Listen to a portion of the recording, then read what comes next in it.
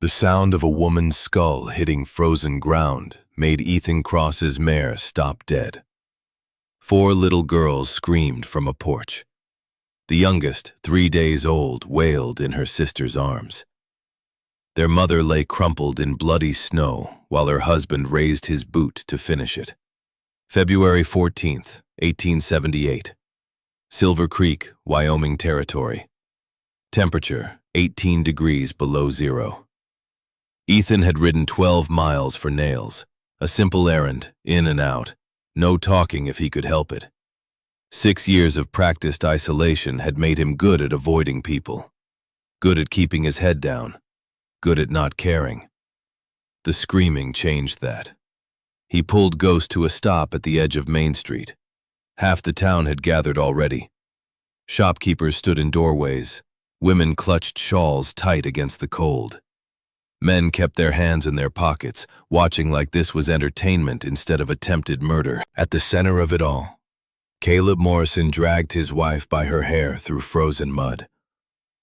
Ethan knew the Morrison name. Everyone in Wyoming Territory knew it. Jeremiah Morrison Sr. had owned 50,000 acres of prime grazing land. His son Caleb controlled half the county through money and fear. The kind of man who made laws bend around him. The kind of man nobody crossed. Ruth Morrison stumbled. Her husband's fist caught her jaw with a crack that echoed off storefronts. She went down hard. 15 years! Caleb kicked her ribs. 15 years, and all you give me is daughters. She curled around herself in an old habit, protecting a belly that held nothing now. Baby Pearl, born 3 days ago. 4th daughter. 4th disappointment. The porch held all 4 girls. The oldest, maybe 10, clutched the newborn against her chest. A second girl, 7 or so, stood frozen in shock. A third, 5, sobbed into her sister's skirt. The infant wailed with the desperate sound of a creature who knew something terrible was happening, even if she could not understand what. Nobody moved. Sheriff Brennan watched from the boardwalk, arms crossed. His face showed the kind of discomfort that came from seeing something wrong, but lacking the spine to stop it. Reverend Crane bowed his head. Prayer or cowardice, hard to tell which. Martha Peaton turned away from her store window, unable to watch but unwilling to intervene. Caleb Morrison raised his boot over Ruth's head. Ethan hit the ground running. Morrison! The name cracked like a rifle shot. Caleb froze mid-stomp, boot hovering inches from his wife's skull. He turned slowly, taking in the stranger. Tall, weathered, the kind of lean that came from hard living, eyes that had seen violence and dealt it back. Ain't your concern, stranger. Ride on. Ethan walked forward. He did not rush. 10 years as a Texas Ranger had taught him that the walk was the weapon, the silence before it. The way a man moved when he was willing to kill, if necessary. Can't do that. She's my wife, my property, my business. Ethan stopped 3 feet away, close enough to smell whiskey on the other man's breath, close enough to count the blood drops on Caleb's knuckles. Property don't bleed. She's bleeding out in the street. Law says different. Law also says you can't beat a person half to death in public. Ethan's hand rested on his rifle. Easy. Not threatening yet. Just present. Seems we got a problem. The crowd shifted. Whispers rippled through the gathered townspeople. Ruth tried to stand. Her arm buckled. She fell face first into bloody snow. Caleb laughed, the sound brittle and desperate. Look at her. Pathetic. 15 years of marriage, 4 daughters, not one son to carry my name. My father's land needs an heir. So you beat her for something God decides? She's cursed. Doctor said so. Doctor's a fool, and you're worse for believing him. Movement on the porch caught Ethan's attention. The oldest girl handed the baby to her sister and stepped forward, small fists clenched at her sides. "Leave Mama alone." Caleb spun toward his daughter. "Get inside before Before what?" Ethan's voice dropped lower. Cold. Dangerous. "You going to hit your daughter too? Right here in front of everyone?" Something flickered across Caleb's face. Fear mingled with calculation. The town council seat he held. His father's name. Reputation mattered to men like him. Respectability was armor against consequences. He stepped back from Ruth. "This ain't finished, stranger." "Didn't figure it was." "She comes home tonight or I get the sheriff to drag her back." "Sheriff can try." The words were quiet, simple. But Sheriff Brennan suddenly found his boots extremely interesting. He would not meet anyone's eyes. Caleb spat in the snow and stalked toward the saloon. 3 men followed him like dogs trailing their master. The rest of the crowd stayed, watching, waiting, always waiting for someone else to act first. Ethan knelt beside Ruth. The damage was worse up close. Split lip, swelling eye that would be shut by morning. Bruises on her throat in the perfect shape of fingers. And beneath the fresh wounds, older ones. Yellow-green shadows of healing injuries. A nose that had healed crooked sometime in the past. This had been going on for years. Years. "Ma'am." She flinched at the single word from a man's mouth. Any man's mouth. "I ain't going to hurt you." Her good eye focused on him with effort, blue like winter ice, empty and full both at once. "Why?" The question held 15 years of suffering. Why help now? Why not before? Why anything?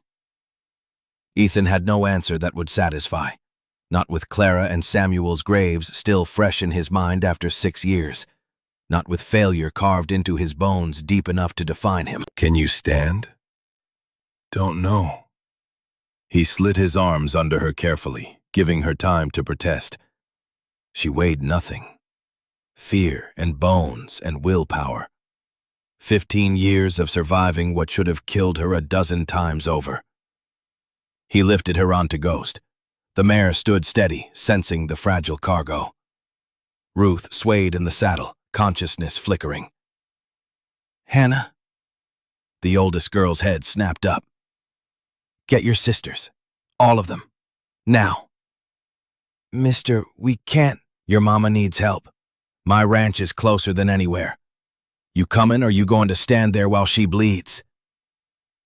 The girl made her decision in the space of a heartbeat. She grabbed her sister's hand. That sister grabbed the next. They ran to Ghost's side, the 7-year-old still clutching baby Pearl against her chest. The crowd parted like water around stones. Ethan mounted behind Ruth, settling her against his chest.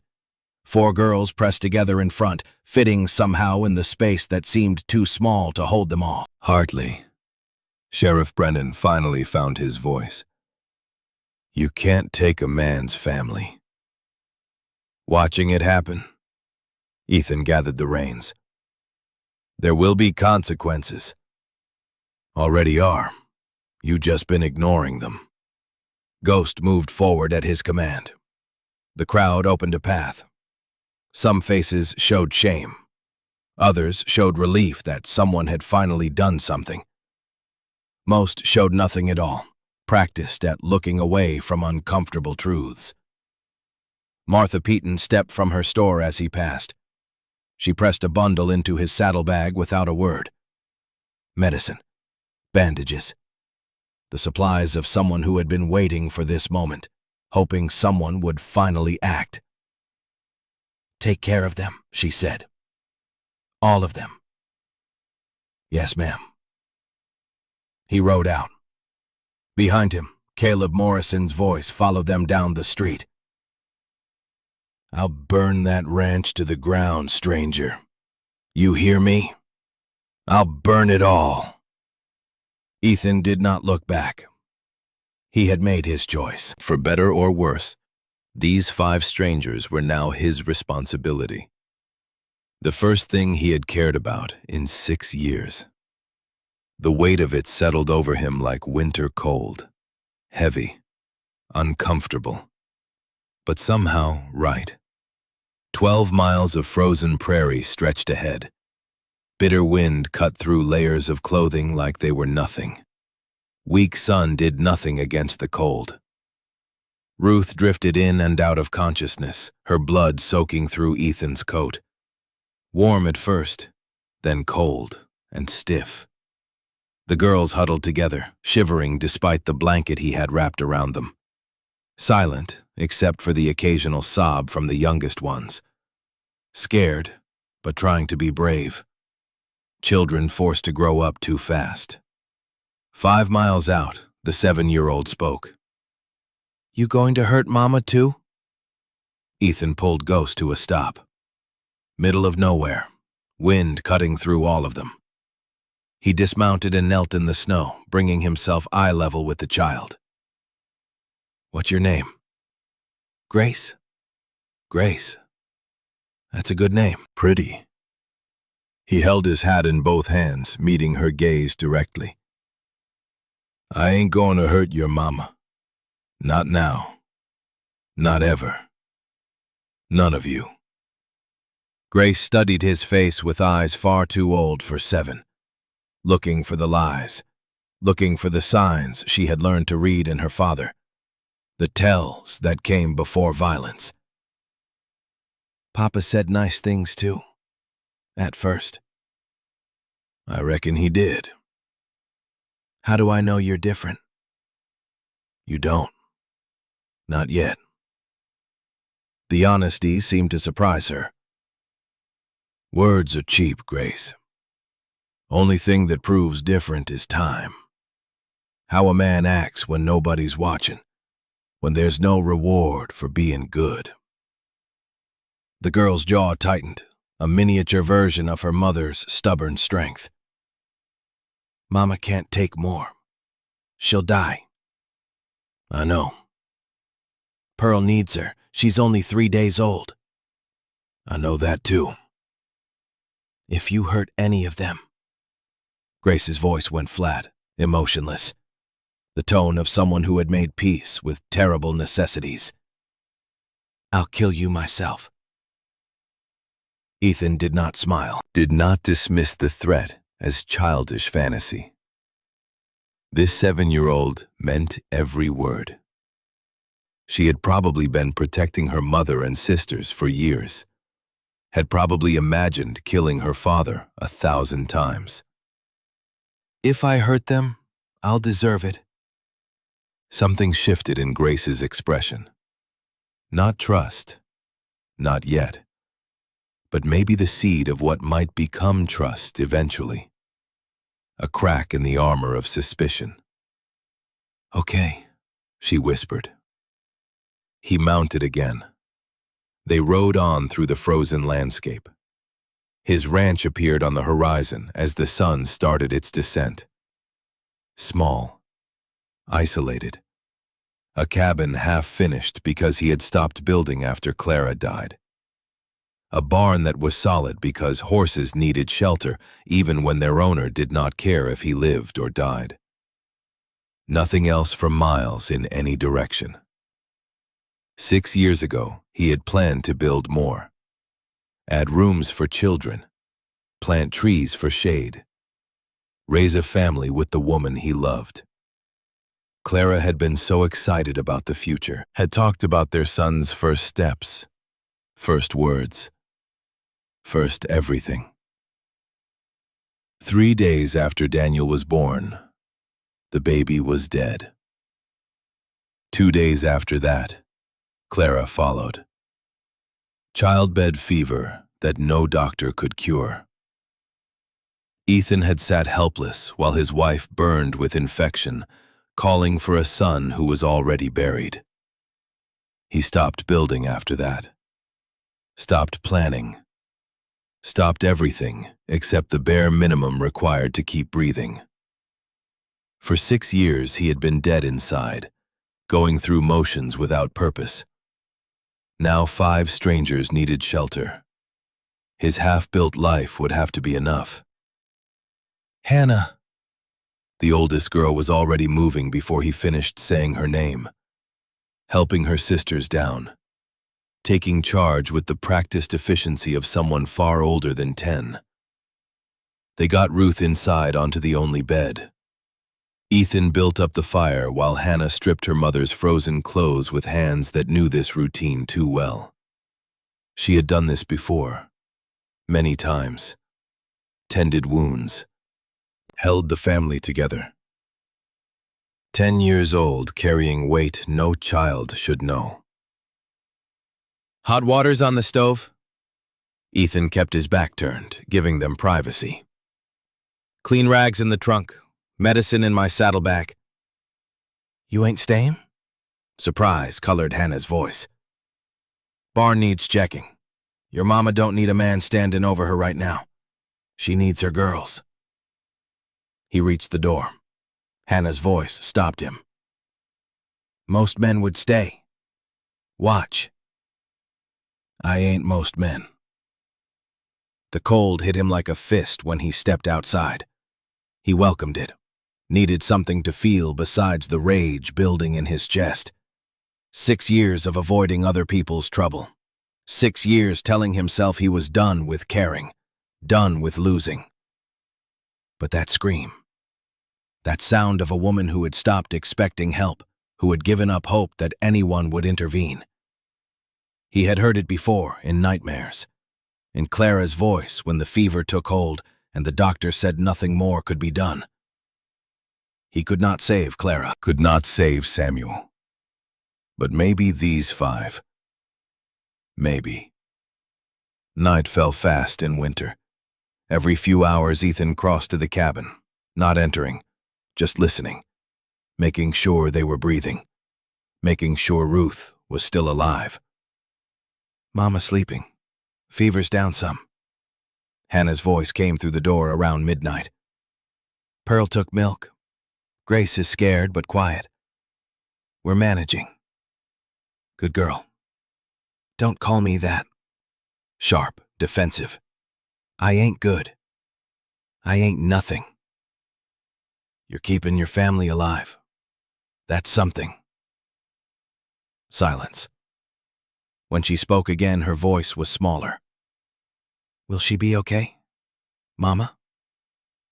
I don't know, but we'll do everything we can. That's what Papa always said, right before he hit her again. Ethan had no answer to that, just the truth. I ain't your papa. No, you ain't. The door did not open, but he heard movement inside. Whispers, the soft sound of children settling back to sleep. They were safe for tonight. Tomorrow would bring its own problems. He returned to the barn. Ghost nickered softly, pressing her nose against his chest.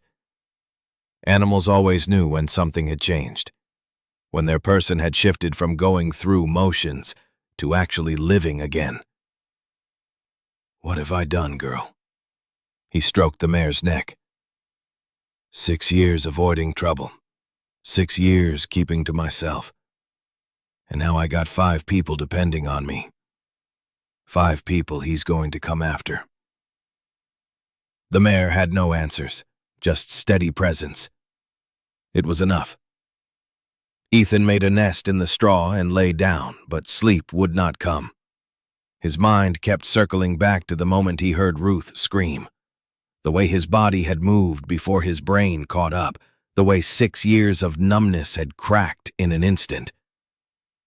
He thought about Clara, about the promises he had made to love and protect, about how he had failed when it mattered most, could not protect her from fever, could not save their son from being born too soon, too small, too fragile. But maybe he could protect these 5. Maybe he could be the man Clara had believed he was. The man who stood up when others walked away. The man who did the right thing even when it was hard. "I'm trying, Clara," he whispered to the darkness. "Don't know if I'm strong enough, but I'm trying." The wind howled outside. Winter had Wyoming in its grip, and somewhere out there, Caleb Morrison was planning, gathering men, preparing to take back what he considered his property. Ethan checked his rifle. 40 rounds. Against how many? 10 men? 20? More? The odds did not matter. He had made his choice. When morning came, he would stand between that man and these 5 souls. Stand until he fell or Caleb backed down. It was the first thing that had felt like purpose in 6 years. The first time dying might actually mean something. He closed his eyes. Sleep came eventually, fitful and full of dreams. Clara and Samuel waiting on a hill. Ruth and her daughters running through snow. Violence and hope tangled together until he could not tell which was which. When dawn broke gray over Cross Ranch, 5 strangers slept inside his cabin. And Ethan Cross, who had been dead for 6 years, woke up ready to fight for something that mattered. The transformation was not complete, not even close. But it had begun. One scream, one choice, one moment that changed everything. Sometimes that was all it took. Sometimes the smallest decision had the biggest consequences. Stop or walk away. See or ignore. Help or hide. He had chosen to stop, to see, to help. Now he had to live with that choice. Protect it. Make sure it was not a mistake. The hard part was just beginning. But at least he was alive enough to care. After 6 years of numbness, that felt like resurrection.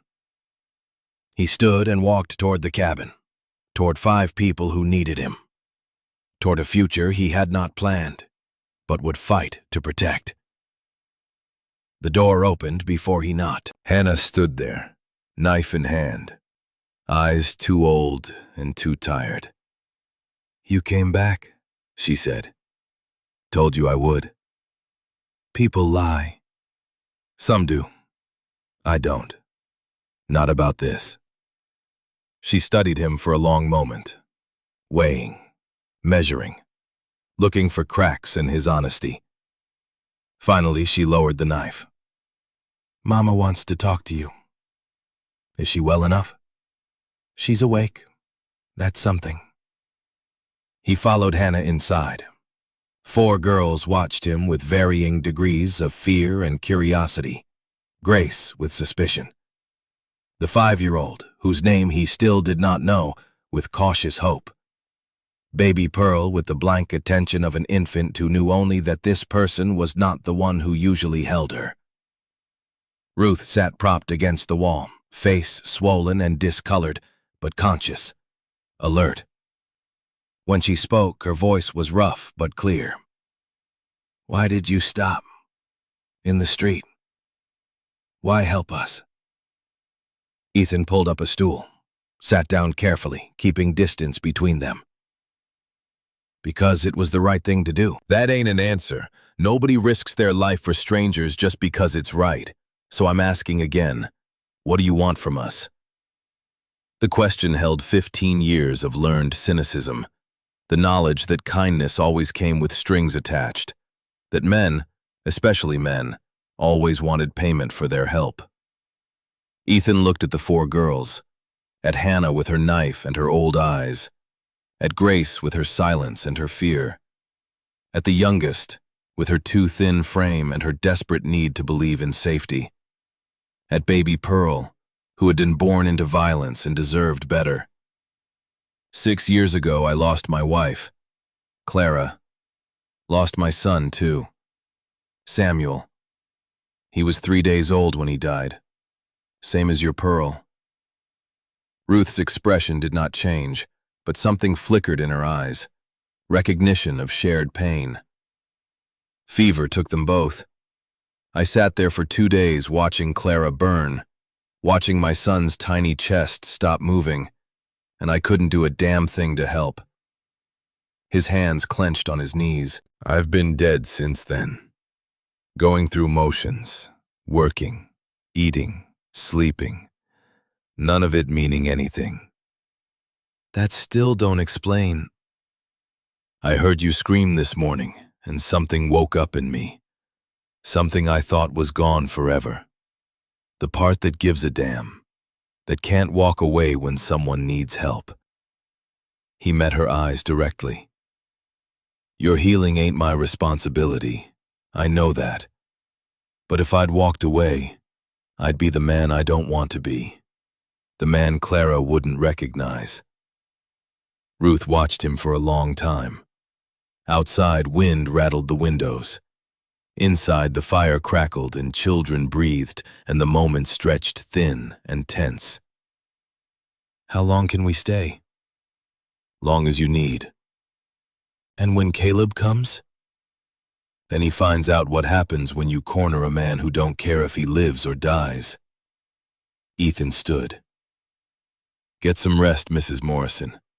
You need strength. Your girls need you alive. It's Ruth.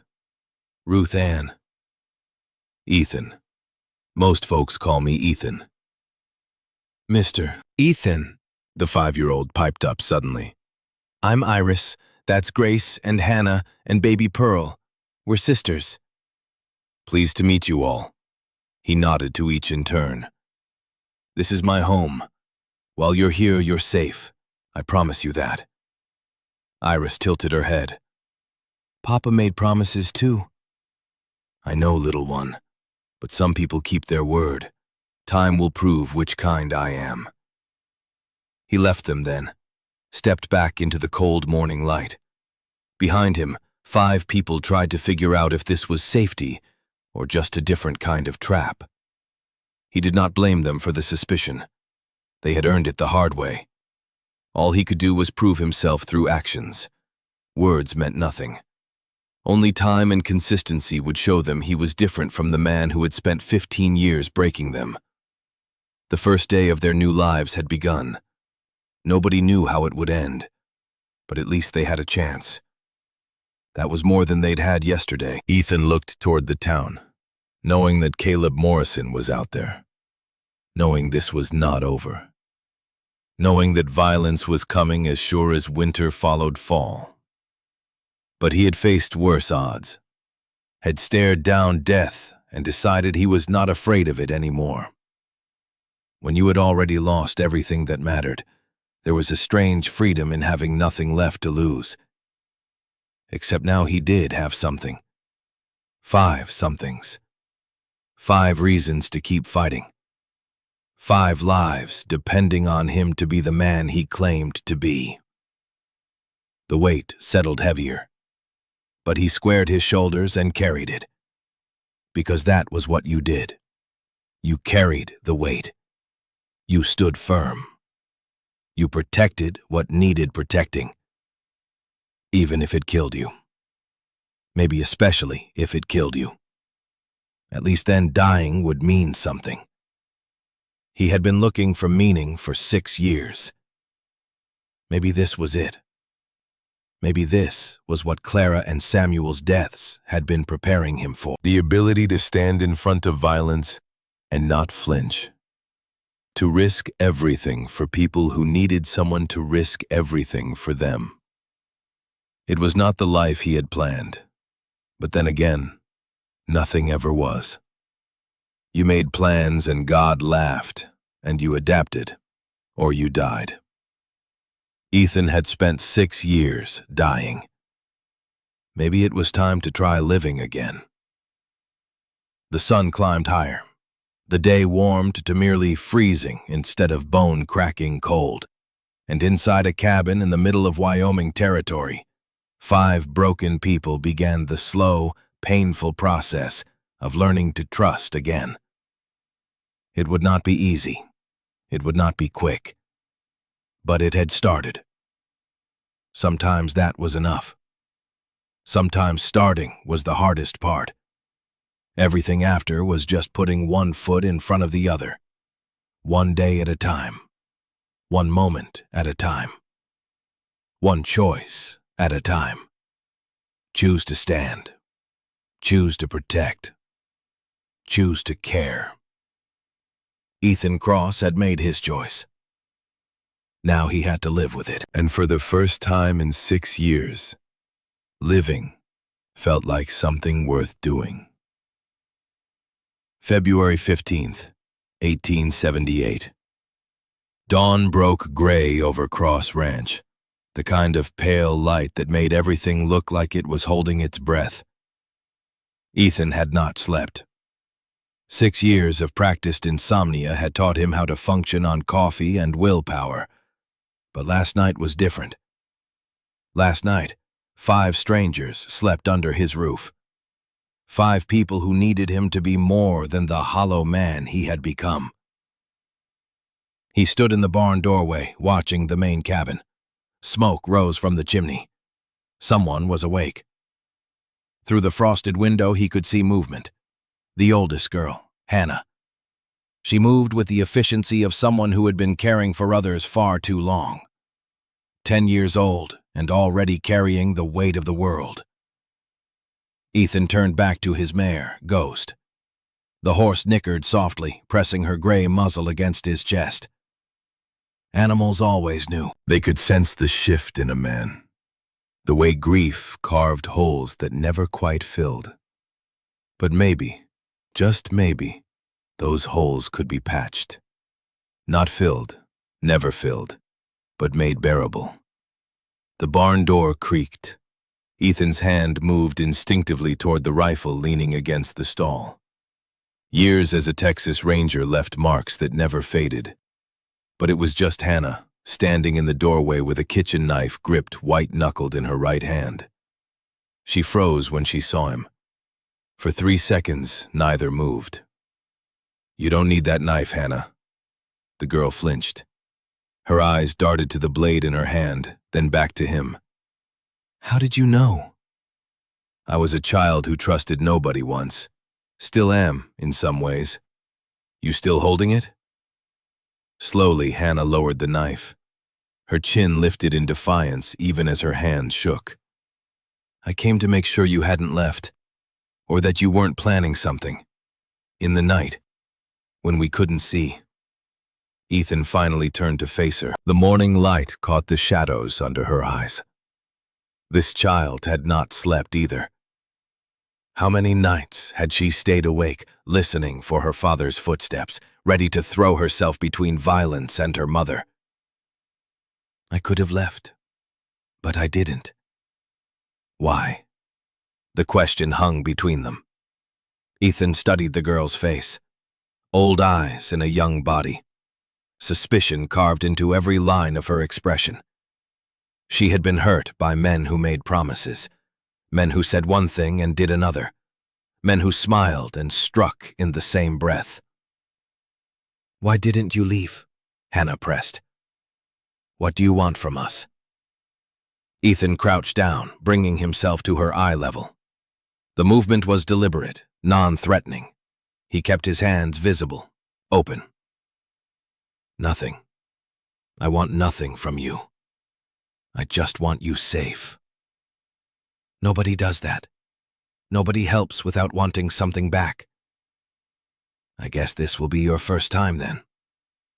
Tears welled in Hannah's eyes. She blinked them back furiously, angry at herself for the weakness. "You're lying. All men lie." "Some do. But not about this. Not to you." The knife clattered to the barn floor. Hannah's composure shattered. She did not run to him, but she did not run away either. She just stood there, a 10-year-old girl who had forgotten how to be a child, tears streaming down her face as 6 years of terror finally found a crack to escape through. Ethan did not move to comfort her, did not reach out. He just stayed there, kneeling in the straw, letting her break in a place where breaking was allowed. When her sobs finally quieted, he spoke again. "Your mother is awake. You should check on her." Hannah wiped her face with her sleeve. "Will you come inside?" "In a bit. I need to see to the horses first." "You're really staying?" "I'm really staying." The girl studied him for a long moment. Something in her expression softened, just slightly, the armor cracking. "Thank you. For yesterday." For all of it. She picked up the knife, turned, and walked back toward the cabin. But at the door, she paused. "Mr. Ethan?" "Yes." "I'll be watching. Always watching. If you hurt any of them." "I know. You'll kill me. And if I hurt them, I'll deserve it." A ghost of a smile touched her lips. Not trust, not yet, but maybe the beginning of possibility. She disappeared into the cabin. Ethan stood slowly, his knees protesting. 34 years old and already feeling ancient. He looked down at Ghost, who had watched the entire exchange with patient eyes. "Well, girl, looks like we're in this now." The mare snorted. Ethan took that as agreement. Inside the cabin, Ruth Morrison woke to the smell of coffee and the low murmur of her daughter's voices. For 3 seconds, she forgot where she was. Panic surged. Where was Caleb? What had she done wrong? How bad would the beating be? Memory crashed back. The street. The blood. The stranger who stopped it all. The ride through frozen darkness. The cabin. Safety. The word felt foreign, dangerous.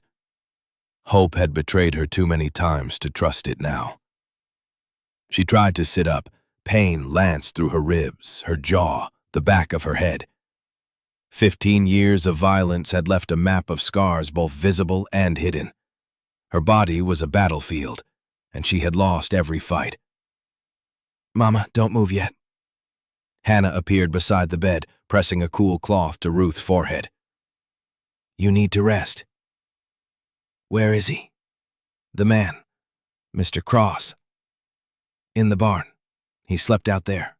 Didn't come near us all night." Ruth's eyes widened. In 15 years of marriage, Caleb had never given her space, never allowed privacy. Every moment was his to control. "He stayed away?" "He said you needed space, said you needed your daughters, not a man standing over you." Hannah's voice was careful, testing the words as she spoke them. "Mama, is he different? Is he really different?" Ruth did not know how to answer. She had spent 15 years learning that men were dangerous, that kindness was a mask they wore before the hitting started. Caleb had been kind once. On their wedding day, he had called her beautiful. 3 hours later, he had split her lip for looking at his brother during the ceremony, a crime she had not even committed. "I don't know, baby. We'll see." The door opened. Ethan stood in the doorway, not entering. He held a tin cup in one hand. "Mrs. Morrison, you need to eat. I made soup, leaving it here by the door." He set the cup down and turned to leave. "Wait," Ruth's voice cracked. "Why are you doing this?" Ethan paused, his back still to her. When he spoke, his voice was rough with something that might have been grief. "Because I couldn't save my wife, but I can save you." The door closed softly behind him. Ruth stared at the space where he had been. 15 years of Caleb had taught her that men did not give without taking. That kindness was currency, bought and paid for with submission and obedience. But this man had asked for nothing, had slept in a barn in February cold, had brought her food and left it without demanding gratitude or acknowledgement. Hannah brought the soup to her mother. It was simple. Broth with bits of potato and onion, but it was hot and made without expectation of anything in return. Ruth drank it slowly, each swallow an act of trust she was not sure she could afford. While her mother ate, Hannah told her about the morning, about the knife, about Ethan's words, about the way he had not moved, had not threatened, had just let her cry. Ruth listened, something unfamiliar stirring in her chest. Hope was a dangerous thing. It made you believe in possibilities, and possibilities hurt when they were ripped away. But maybe, just this once, it was worth the risk. Outside, Iris had found Ethan in the barn. The 5-year-old approached with the caution of a wild animal, ready to bolt at the first sign of danger. But Ethan just continued brushing Ghost, his movements slow and rhythmic. "What's your horse's name?" Iris whispered. "Ghost." "Why Ghost?" "She's gray and quiet. Moves like a shadow when she wants to." Iris stepped closer, her eyes wide with fascination. "Can I pet her?" "Gentle-like. She spooks easy sometimes." The little girl reached out a tentative hand. Ghost lowered her head, allowing the touch. Iris's face lit up with a smile so pure it hurt to look at. This child had been told she was weak, told she needed toughening, told that gentleness was a flaw to be beaten out. "My papa said I was too soft," Iris said quietly, stroking Ghost's nose. "Said I needed to be harder, like my sisters." Ethan set down the brush. He crouched beside Iris, his voice gentle but firm. "There's nothing wrong with gentle, Iris. The world is hard enough already. Gentle is valuable." "What does valuable mean?" "It means worth something. Worth a lot, actually." Iris turned to look at him, her small face scrunched in thought. Without warning, she threw her arms around his neck. Ethan froze. He had not been hugged in 6 years, not since Clara died. The feeling overwhelmed him. This tiny person trusting him enough to be vulnerable. Slowly, carefully, he brought his arms up and returned the embrace. "I like you, Mr. Cowboy," Iris said into his shoulder. Ethan's throat tightened. "I like you too, Miss Iris." Inside the cabin, Grace sat by the fire, drawing. She had not spoken a word since they arrived. Hannah said she rarely spoke anymore, not since their father had thrown her against a wall 4 years ago for crying too loud. Something had broken inside the 7-year-old that day. Not her body, her voice. But her hands still worked, and her hands told stories her mouth could not. Ethan came in later to find a series of charcoal drawings spread across the floor. The first showed a man with raised fists, face twisted in rage. The second showed a different man, hands open, expression calm. The third showed 5 figures holding hands in front of a small house. Beneath it, in careful letters, the word family. Grace watched him from across the room, her gray eyes huge in her thin face. Ethan picked up the second drawing, the one with open hands. "This me?" he asked quietly. Grace nodded. "It's good. Real good. Thank you for showing me." The girl's lips moved, forming words that would not come. But her eyes said what her voice could not. She saw him. Really saw him. And she was choosing to trust, even if just a little. The morning passed in careful routine. Ethan kept his distance, always announcing his presence before entering a room, always keeping his hands visible, always giving them space to breathe. Ruth watched from her bed, noting the way he moved. No sudden gestures. No raised voice. When Iris climbed into his lap uninvited, he did not push her away. He just sat very still, letting her decide how close was comfortable. This was not the behavior of a man planning violence. Violent men did not wait. They took. Around midday, hoofbeats approached. Ethan tensed, hand moving to his rifle. But it was only Esther Brennan, the 60-year-old widow who lived 2 miles east. She rode up on a tired-looking mare, saddlebags bulging. "Brought supplies," Esther announced, dismounting with a grunt. "Medicine, bandages, some food that ain't beans." "Obliged, ma'am," Ethan said, taking the bags. Esther's eyes were sharp as she looked him over. "That Morrison girl and her baby still alive?" "They're well, resting." "Good. Because I got news, and none of it is good."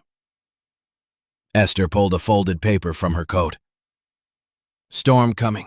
Big one. You'll be trapped here 3, maybe 4 days." Ethan's jaw tightened. "How big?" "Biggest I've seen in a decade. Temperature will drop to 30 below.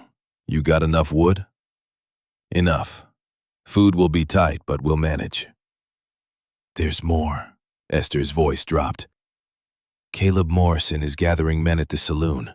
15, maybe 20 riders. Miners from South Pass City. $10 a day each. He's planning something, and it ain't going to be pretty." Ethan absorbed this information without expression. "Judge Carson?" "My grandson rode hard for Fort Laramie yesterday morning, soon as I heard what you did. But the judge won't make it before the storm. You're on your own for at least 4 days." "We'll hold." Esther studied him for a long moment. "Why are you doing this, Cross? You've been dead for 6 years. Why wake up now?" Ethan looked toward the cabin where 5 souls depended on him. "Because staying dead wasn't working anymore." The old woman nodded slowly. "Fair enough. I'll be back when I can. You need anything before the storm hits, you send that oldest girl to my place. I'm only 2 miles. "Appreciate it, Esther." She mounted her mare, pausing before riding off.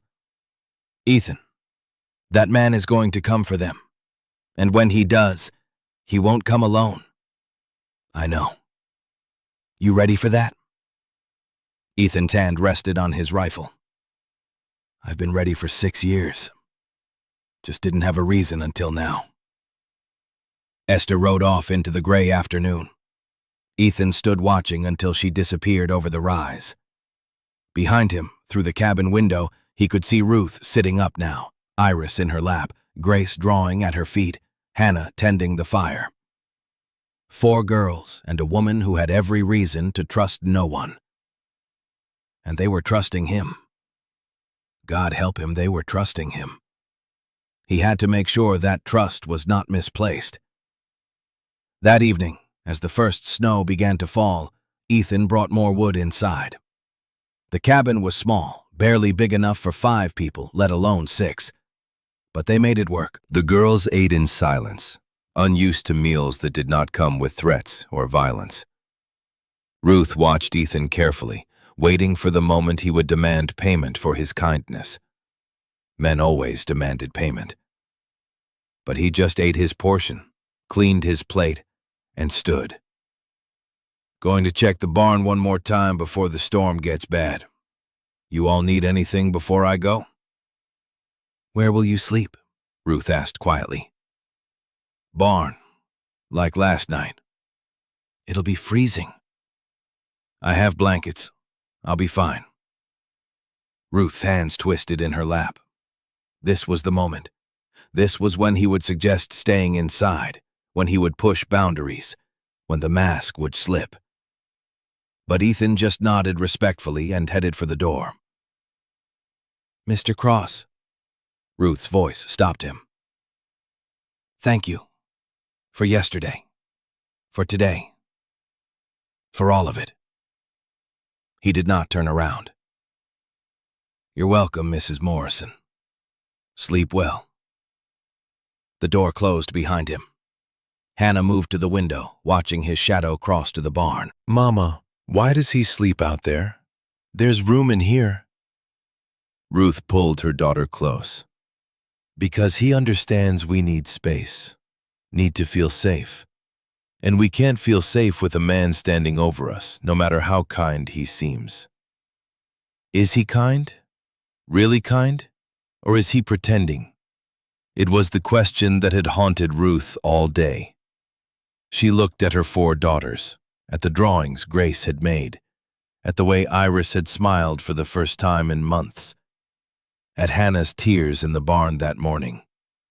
These were not the reactions to a man who meant harm. I think he might actually be different. But we'll watch. We'll wait. And we won't let our guard down until we're sure. How long will that take? As long as it takes, baby. As long as it takes. In the barn, Ethan made a nest of hay and blankets in the corner farthest from the door. The temperature was already dropping. By midnight, it would be bitter. But he had survived worse. Texas winters, ranger missions in hostile territory, the long frozen night after Clara died. This was nothing. Except it was not nothing. Because for the first time in 6 years, Ethan Cross was not just surviving. He was living. And living, he was discovering, hurt far more than being dead ever had. He thought about Clara's grave on the hill behind the cabin. Thought about the son he had held for 3 perfect, terrible days. Daniel's weight in his arms. The way the baby had gripped his finger with impossible strength. The moment that small heart had stopped beating and Ethan's world had ended. He had told himself he was done. Done caring. Done trying. Done hoping. But hearing Ruth scream had reached through 6 years of numbness and grabbed hold of his heart and refused to let go. Now 4 little girls slept in his cabin. A woman who had every reason to hate men was trusting him enough to close her eyes under his roof. Tomorrow the storm would come. And after the storm, Caleb Morrison would come. And Ethan would have to decide how far he was willing to go to protect people who were not his family. Except they were starting to feel like family, and that terrified him more than any approaching storm. The wind picked up. Snow began to fall in earnest. Inside the cabin, Ruth Morrison pulled her 4 daughters close, and for the first time in 15 years, fell asleep without fear of what morning would bring. In the barn, Ethan Cross sat watch over people he barely knew and would die to protect. On the hill behind it all, 2 graves stood silent witness. Clara and Daniel Cross, wife and son. Gone but not forgotten. Never forgotten. But maybe, just maybe, they would understand. Wherever they were. Whatever came next. Maybe they would understand why their husband and father could not stay dead anymore. The storm was coming. But so was hope. And sometimes, in the frozen heart of winter, hope was the most dangerous thing of all. The blizzard hit at midnight like the wrath of an angry god. Wind screamed across the Wyoming prairie, driving snow horizontal, erasing the world in white fury. Inside the Cross Ranch cabin, 5 people huddled close to the fire, while outside, the temperature plummeted to 30 below zero. Ethan had made it inside just as the storm broke, not by choice, but by necessity. Ruth had sent Hannah to fetch him, her voice sharp with something that might have been concern. "You'll freeze to death out there. The girls need you alive, Mr. Cross, not frozen in a barn." So now he sat by the door, as far from the women as the small cabin allowed, rifle across his lap, listening to the building shake under the assault. The girls slept in a tangle of blankets near the fire. Ruth sat propped against the wall, watching him with eyes that never quite closed. "You can sleep," Ethan said quietly. "I'll keep watch. I haven't slept deeply in 15 years, Not sure I remember how. Fair enough. They sat in silence for a while. The fire crackled. The wind howled. Baby Pearl fussed, and Ruth nursed her with practiced efficiency, not bothering with modesty. Survival had long since burned away shame. Tell me about your wife. The request came suddenly. Ethan stiffened. Why? Because you loved her. I can see it in the way you avoid talking about her. And I want to know what love looks like when it's real, not when it's a cage. Ethan's voice dropped lower when he finally spoke. Her name was Clara. I met her in San Antonio. I was 28, she was 25. I was a Texas Ranger. She was a school teacher. Prettiest thing I ever saw, with a laugh that made you forget how hard the world was. He paused, staring into the fire. We married after 4 months, moved up here to start fresh. I had dreams about this ranch, big dreams, horses, cattle, children, a life built on something solid. What happened? Winter happened. Clara got pregnant our first year. It was harder than we expected. The baby came early. Samuel. He was so small, like holding a bird. He lived 3 days, just long enough for us to love him forever. Ruth's hand stilled on Pearl's back. I'm sorry. Clara got the fever after. Childbed fever. The doctor couldn't do anything. I sat with her for 2 days while she burned. She kept asking for Samuel. I didn't have the heart to tell her he was already gone. So I lied. Said he was sleeping. Said he was beautiful. Said he had her eyes. Ethan's voice cracked. When she finally went, she thought her son was alive. Maybe that was a mercy, I don't know. I buried them both on the hill behind the cabin. Stopped building after that. Stopped planning. Stopped everything except breathing. Ruth wiped her eyes with her free hand. How long ago? 6 years. 1872. And you've been alone since? Seemed safer that way. Caring about people means losing them. I'd lost enough. Then why help us? Ethan finally looked at her. Because when I heard you scream, for just a second, it was Clara screaming. Screaming for me to help while I sat there frozen because the doctor said there was nothing more to be done. I couldn't save her. Couldn't save my son. But I could do something for you. For once in my miserable life, I could actually do something. The words hung in the frigid air between them. Ruth studied his face, seeing past the weathered skin and hard eyes to the man beneath. A man as shattered as she was, just in different ways.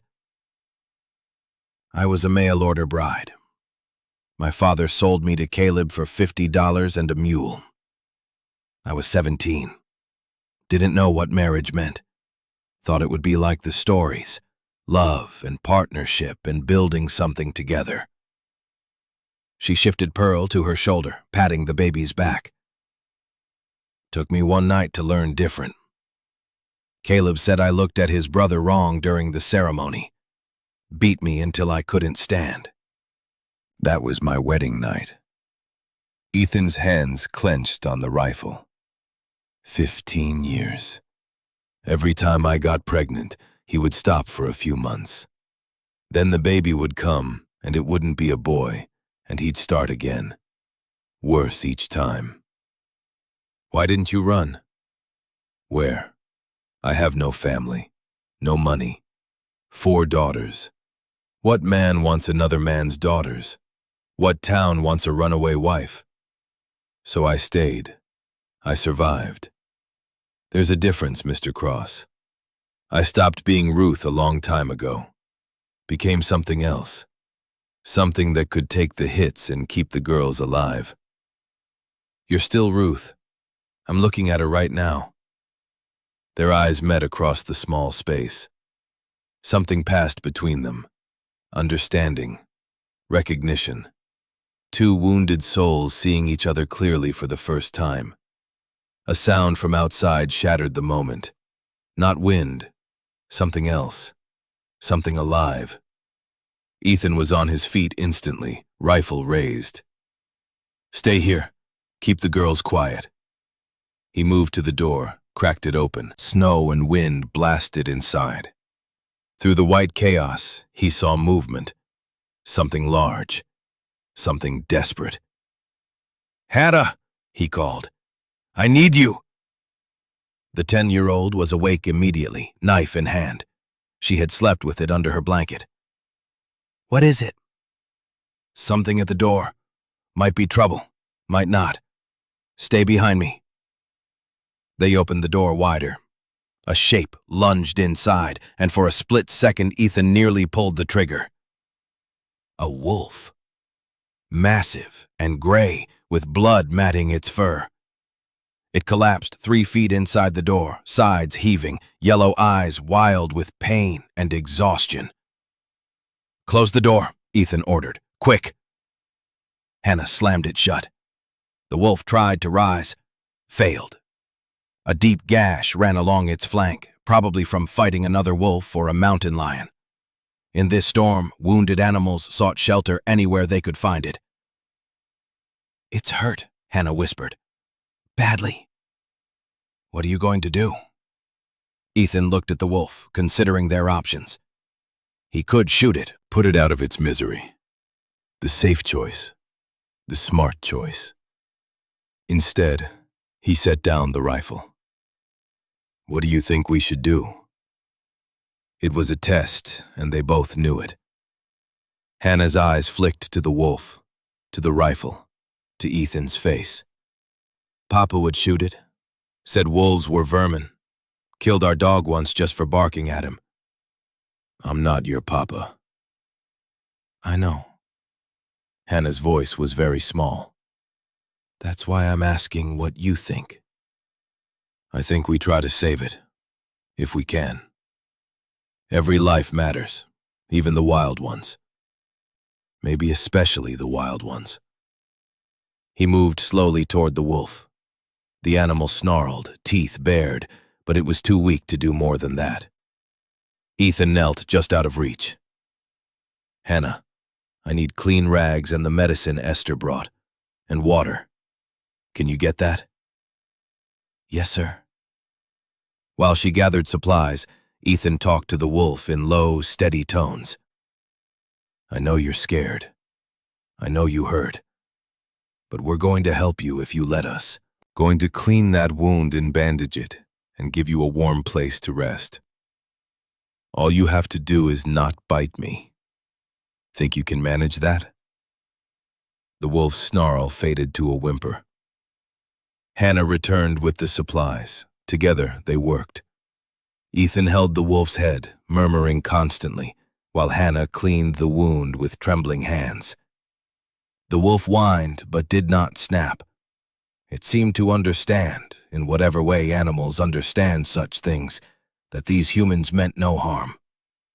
When the wound was bandaged, they gave it water and a piece of salt pork. The wolf lapped the water desperately, then collapsed again, exhausted. Will it live? Hannah asked. If the wound doesn't fester, yes. Time will tell. They moved back to the fire. Hannah sat very still, staring at her hands. Without warning, she began to cry.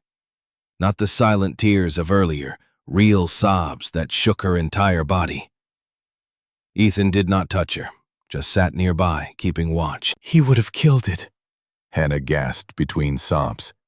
Papa, he would have shot it and laughed. Would have made us watch. He killed our chickens once because I forgot to feed them. Said it would teach me responsibility. Made me pluck them while they were still warm. I know. I'm so tired. So tired of being scared. So tired of protecting Mama and the girls. So tired of being strong when I don't feel strong at all. You can rest here. You don't have to be strong every minute." Hannah cried harder. She cried for the childhood stolen, for the innocence lost, for all the time she had stood between her mother and her father's fists, for the little girl she used to be before the world taught her that love meant pain. Ethan Cross, who had not cried since the day he buried his wife and son, found tears on his own face. For this fierce, wounded child, for all of them, for the ways the world damaged the innocent and called it life. The wolf slept. The storm raged. And in a tiny cabin in the middle of frozen Wyoming, two damaged souls shared the kind of grief that had no words. Morning came gray and brutal. The storm had not lessened. If anything, it had grown worse. Snow had drifted 3 feet high against the cabin walls. The world beyond the windows was nothing but white chaos. But they were alive, and the wolf was still breathing. Hannah had fallen asleep with her head on Ethan's shoulder. He had not moved, not wanting to wake her. When she finally stirred, she pulled back quickly, embarrassed. "Sorry, I didn't mean to." "It's fine. You needed rest." They checked the wolf together. Its eyes were clearer this morning. The wound looked better. It drank more water and accepted another piece of meat. When Hannah reached out slowly, the wolf allowed her to touch its head. "I'm going to call him Shadow," she announced. Shadow. Good name. "He's ours now, right? We're keeping him?" Ethan smiled slightly.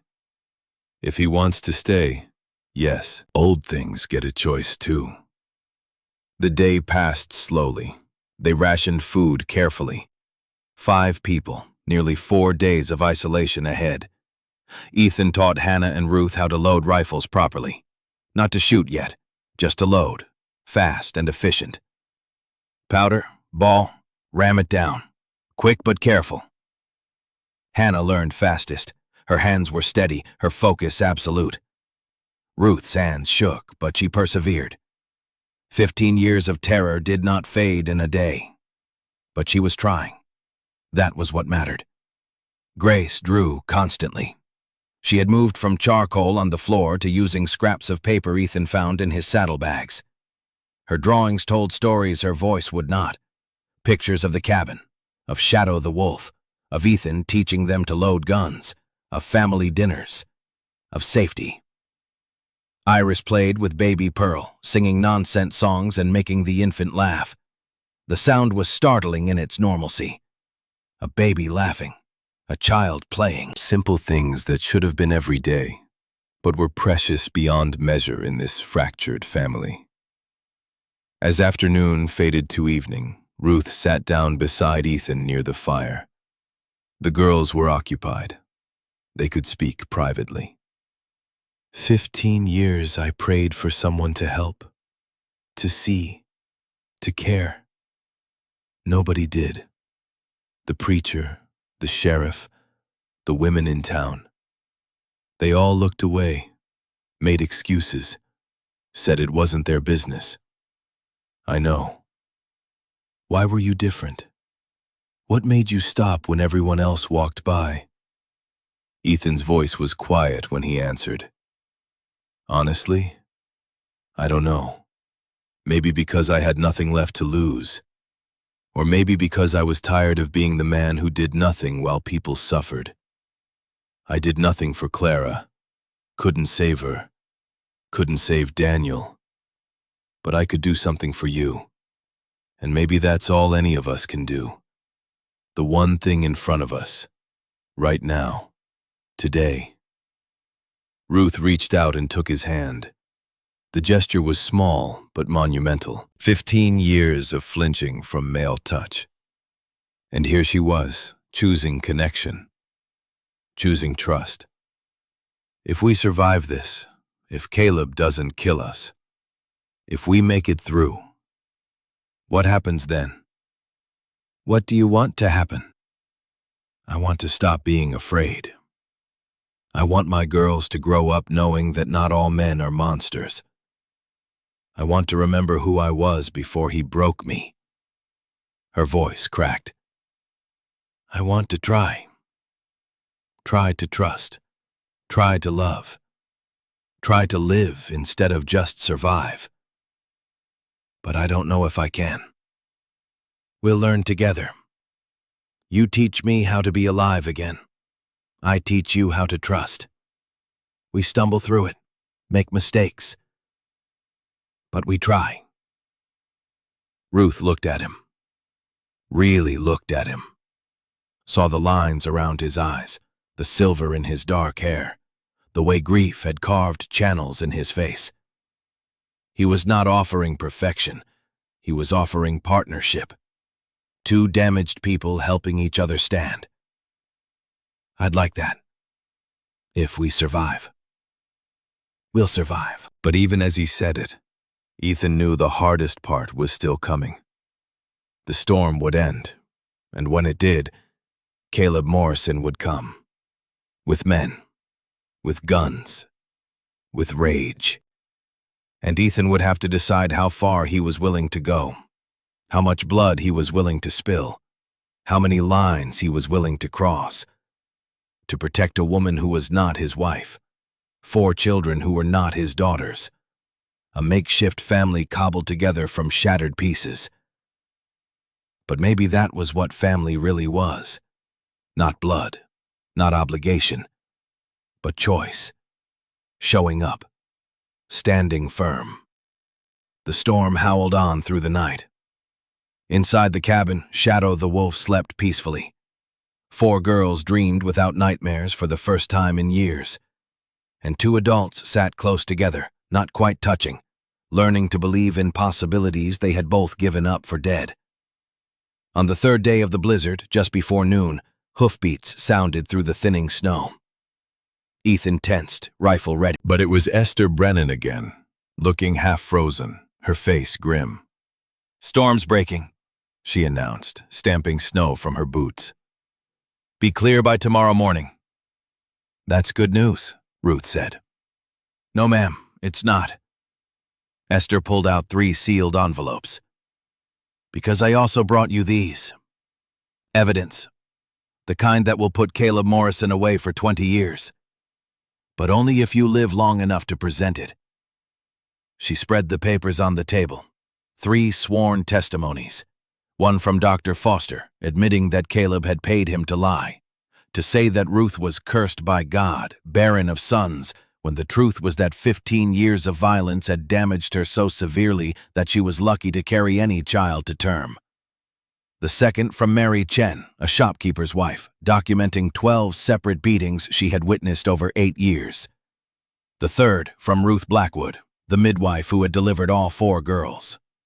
She had kept meticulous records, dates, injuries, broken bones suffered during pregnancy.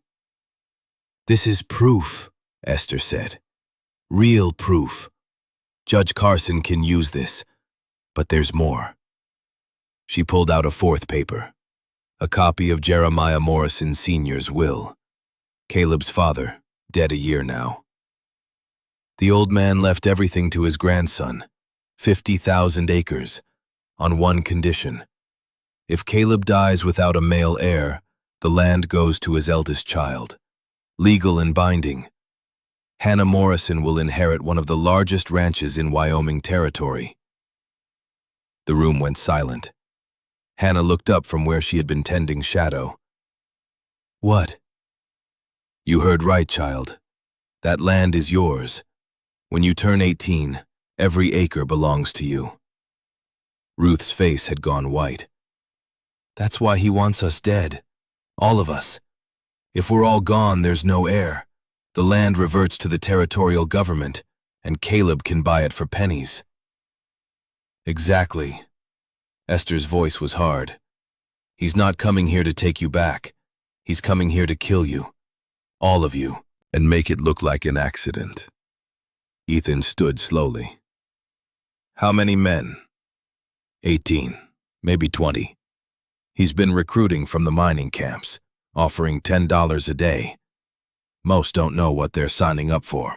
They think it's just a property dispute. When? Tomorrow morning, soon as the storm clears. He wants this done before Judge Carson arrives from Fort Laramie. And the judge? My grandson got through. Carson's riding hard. Should be here by noon tomorrow, maybe sooner if he pushes. Ethan did the math. Caleb would attack at dawn. Judge Carson would not arrive until midday. 6 hours. They needed to hold for 6 hours against 20 armed men. The odds were impossible. But then again, impossible was all he had left. We prepare, and we hold. Whatever it takes. February 19th, 1878. 5 in the morning. The storm had broken just before midnight, leaving the world buried under 3 feet of pristine white snow. Beautiful, deadly, perfect killing ground. Ethan had not slept. Neither had Ruth. They sat together in the darkness, listening to the 4 girls breathe in the rhythm of innocent sleep. Shadow the wolf lay near the fire, head raised, ears alert. Even the animal sensed what was coming. You could still run. Take the girls, head east. I could buy you time. No. Ruth's voice was firm. We run forever. Caleb will never stop. You know that. He might not survive today. Then we make sure he doesn't. She turned to face him. I'm tired of running, Ethan. Tired of being afraid. If we're going to die, at least we die standing up. At least my daughters see that their mother fought back. Finally fought back. Ethan reached out slowly, giving her time to pull away. But she did not. His hand covered hers. Calloused palms, broken knuckles. 2 people who had survived things that should have killed them. You're the strongest person I've ever met. Stronger than any ranger I rode with. Stronger than me. I don't feel strong. Strength isn't feeling fearless. It's being terrified and doing it anyway. A sound outside. Hoofbeats. Multiple horses. Coming fast through the snow. Ethan was on his feet instantly, rifle in hand. But when he looked through the frosted window, what he saw made him pause. Not Caleb Morrison and 20 hired guns. Something else entirely. Reverend Thomas Hayes rode at the front of a column of 8 riders. Behind him came familiar faces. Esther Brennan on her tired mare. Samuel Chen, the Chinese shopkeeper, with an old rifle across his saddle. His wife Mary, medical supplies in her saddlebags. Ruth Blackwood, the midwife, looking fierce despite her 62 years. Tom Fletcher, the blacksmith, massive and steady. Young Billy Brennan, Esther's 16-year-old grandson, sitting his horse like he had been born in the saddle. And Clara Jensen, the new schoolteacher, with a rifle and the kind of hard eyes that said she knew how to use it. Ethan opened the door. Reverend? Hayes dismounted stiffly. His face was pale but determined. Mr. Cross, I came to help. We all did. You know what's coming? I know. And I know I've sinned by silence too long already. I stood in that street 2 days ago and watched Caleb Morrison beat his wife. Did nothing. Said nothing. Told myself it wasn't my place to interfere. His voice cracked. I've spent 30 years preaching about Christian charity. But when it mattered most, I was a coward. You're here now. That counts. Does it? Can one right action erase years of wrong? Hayes looked toward the cabin where 4 little girls slept. Those children deserved protection. Their mother deserved justice. And we gave them nothing but empty prayers. Esther stepped forward. Enough theology, Thomas. We have work to do. Caleb will be here within the hour. 18 men, maybe more. We need to fortify. The next hour moved with desperate efficiency. Tom Fletcher and Samuel Chen reinforced the cabin walls with spare timber. Clara Jensen and Ruth Blackwood positioned themselves in the loft, creating a sniper's nest with clear sightlines. Hayes took position near the root cellar, protecting the last line of defense. Billy Brennan, fastest rider of them all, held the horses ready for emergency evacuation. Inside the cabin, Ruth woke the girls gently. "We need you to be brave now. Very brave. Can you do that?" Hannah sat up immediately, already reaching for the knife under her blanket. "He's coming." "Yes." "What do you need us to do?" Ruth felt pride surge through her chest. This fierce child, this warrior daughter. "You and I will reload for Mr. Ethan. Grace, Iris, and Pearl go with Miss Ruth to the root cellar. If things go badly, she'll take you to safety." "I want to help fight," Hannah said. "You are helping. Reloading keeps the men fighting. That's how we win." But the 10-year-old's jaw was set. "Esther taught me to shoot. I'm not as good as her, but I'm good enough. Let me help." Ethan had entered during this exchange. He crouched beside Hannah, meeting her eyes with complete seriousness. "You sure about this? Once you pull a trigger, you can't unpull it. That weight stays with you." "I'm sure." "Then you take the south window. Shoot only if you have a clear target. Aim for the body, not the head. Bigger target. And Hannah." He waited until she looked directly at him. "If I tell you to run, you run. No arguing, no hesitating. You grab your sisters and you go. Understood?" "Yes, sir." Grace approached quietly, holding out a piece of paper. On it, she had drawn the cabin surrounded by protective figures. Above it, in careful letters, the word family. Ethan took the drawing carefully. "Thank you. I'll keep this close." Grace's lips moved, a whisper barely audible. "Be safe, Papa." The word hit Ethan like a physical blow. Papa. This child who did not speak had chosen him as the first person to hear her voice return. He pulled her into a gentle embrace. "I'll try, little one. I'll try." Iris came next, throwing her arms around his waist. "Papa, I'm scared." "Me too. But we're scared together, and that makes us brave." Even baby Pearl seemed to sense the tension.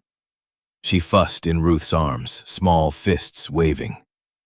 Ethan touched the infant's soft hair with one rough finger. So small, so fragile. Like Daniel had been. But this child would live. He would make sure of it. The sun rose at 6:30, painting the snow gold and pink, beautiful and terrible. Ethan stood on the porch, rifle in hand, scanning the horizon. Beside him, Ruth held a loaded pistol with surprising steadiness. "I've never shot anyone," she said quietly. "Hopefully you won't have to today." "But if I do?" "You aim for center mass and you don't hesitate. These men are coming to kill you and your daughters. Don't give them that chance." She nodded once, sharply. 15 years as a victim, but not anymore. Never again. The riders appeared at 7. They came over the rise like a dark wave, spreading out as they approached. 18 men. Caleb Morrison at the front, face twisted with rage and desperation. Behind him, the sheriff looking uncomfortable but complicit. Behind them, hired guns from the mining camps, men who had no stake in this fight except $10 a day. They stopped 50 yards out, too far for pistol range, perfect distance for rifles. Caleb shouted across the snow. "Ruth, send out my daughters. Come home and I'll let Cross live." Ruth stepped onto the porch. Ethan tried to hold her back, but she pulled free. She wore Ethan's jacket, too large for her frame, but her voice carried clear and strong. "I'm not coming back, Caleb Morrison. I'm not your wife anymore. I'm Ruth Cross now." The claim was a lie. They were not married, but the symbolism rang out across the frozen prairie. She had chosen a new name, a new identity, a new life. Caleb's horse shifted nervously. "You can't do that. The law says you belong to me." "The law also says you can't beat a woman half to death. We both know how much you care about law." Behind Ruth, 11 people stood with rifles raised. Ethan, Hannah, Esther, Tom Fletcher, Samuel Chen, Mary Chen, Ruth Blackwood, Clara Jensen, young Billy Brennan, even Reverend Hayes, who had probably never pointed a gun at another human in his life. Caleb saw them, saw the determination in their eyes, saw that this would not be the easy raid he had planned. His face contorted with fury. "You'd rather die with these strangers than come home to your husband? You stopped being my husband the first time you hit me. You're just the man who broke me for 15 years. But I'm not broken anymore." Ethan stepped forward, standing shoulder to shoulder with Ruth. "She told you her choice, Morrison. Now you make yours." "Ride away and maybe you see tomorrow. Or stay and face federal charges for everything you've done." "Federal charges?" Caleb laughed, but there was desperation in the sound. "I own this county, the sheriff, the judge, the land, everything." "You own nothing." A new voice. Judge William Carson rode up from the east, flanked by 2 federal deputies. He must have ridden through the night, pushed his horse to the breaking point. "Caleb Morrison, by the authority of the Federal Territorial Court, you're under arrest." Caleb's face went white, red, purple with rage. "You have no proof, no evidence, just the word of a hysterical woman." Carson held up the papers Esther had delivered. "I have 3 sworn testimonies, medical records, witness statements. Enough evidence to put you in Fort Leavenworth for 20 years. Maybe more." The hired guns behind Caleb began to shift uneasily. This was not what they had signed up for. A property dispute was one thing. Fighting federal authority was another entirely. But Caleb Morrison, pushed to the edge, chose to jump. He pulled his pistol and fired, not at Carson, not at Ethan, at Ruth. Time slowed. Ethan tried to shove Ruth aside, but his angle was wrong. The bullet would hit her, would kill her, would end everything. Hannah was there, 10 years old and impossibly fast. She slammed into her mother, knocking her sideways. The bullet that would have killed Ruth tore through the porch post instead, splintering wood. Hannah and Ruth hit the ground hard. The girl's head struck the frozen boards with a sickening crack. She went limp. "Hannah!" Ruth screamed, cut through the chaos. Caleb raised his pistol again, aiming at his unconscious daughter. "Should have died with your mother." 3 rifles fired as one. Reverend Hayes, Esther Brennan, Judge Carson. All 3 bullets found Caleb Morrison. Shoulder, hip, leg. Non-lethal shots, deliberate and precise. Caleb fell from his horse, screaming. His hired guns threw down their weapons instantly. The fight was over before it truly began. Ethan reached Hannah in 2 strides, gathering her carefully. Blood trickled from her temple, but her eyes fluttered open. Confused, dazed. "Mama," she whispered. "is Mama safe?" "You saved her, brave girl. You saved her." Ruth crawled to them, pulling Hannah into her arms. "My baby, My brave, foolish, perfect baby. Did I do good, Mama? You did everything right. Ruth was sobbing now, great heaving cries of relief and terror and love.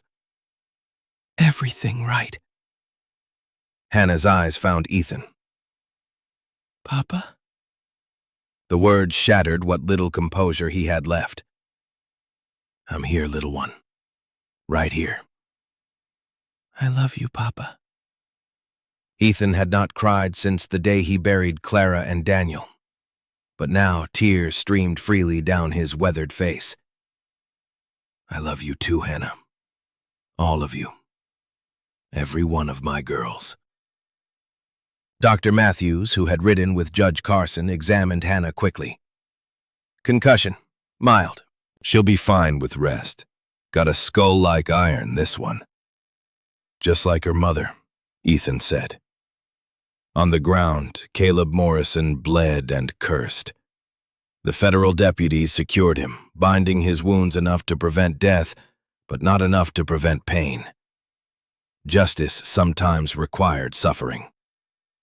The sheriff tried to slip away, but young Billy Brennan blocked his path. Where you going, Sheriff? Thought you liked watching women get beat. Stick around. See how this one ends. The old lawman's face crumbled. Shame. Finally, shame. Judge Carson surveyed the scene with grim satisfaction. Caleb Morrison, you're charged with 15 counts of assault, 4 counts of attempted murder, and 1 count of attempted murder of a federal officer. You'll stand trial in territorial court this spring. Based on the evidence, I expect you'll spend the next 20 years in Fort Leavenworth Federal Prison. Caleb spat blood. My land. My inheritance. Your land belongs to your daughter, Hannah Morrison.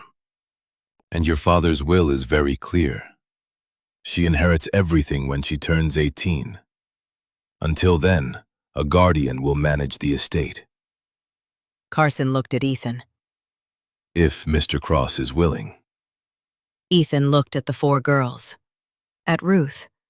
At the makeshift family they had become in just 5 days. If they want me, I'm willing. Hannah did not hesitate. We want him. Grace nodded silently, then whispered again. Yes. Iris bounced on her toes. Papa! Papa's going to take care of us forever! Even baby Pearl seemed to coo agreement. Ruth met Ethan's eyes across the crowded porch. Blood on her face, tears on her cheeks. But alive. They were all alive. Yes, we want him. Carson nodded. It's done. The Morrison estate passes to Hannah Cross upon adoption. Which leads me to my next question. He turned to Ruth and Ethan. Do I need to prepare marriage documents as well? Ethan had not planned this moment, had no speech prepared, no carefully chosen words. But sometimes the most important things came without rehearsal. He limped down from the porch, his leg aching from old injuries. He knelt in the blood-stained snow in front of Ruth. I don't have much. A half-finished ranch, a stubborn horse, more grief than any man should carry. But I have a heart that started beating again when I heard you scream. And if you'll have me, all the broken pieces of me, I want to spend whatever time I have left trying to make you happy. Ruth stared at him. I don't know how to love someone who doesn't hurt me. We'll learn together. You teach me to live. I teach you to trust. We stumble through it. What if I'm too broken? Then we're both broken. And maybe that's exactly what we need. She dropped to her knees in the snow beside him, eye to eye, equal to equal. Yes. Yes, I'll marry you. Yes to all of it. Around them, people cheered. Esther wiped her eyes. Reverend Hayes smiled through tears.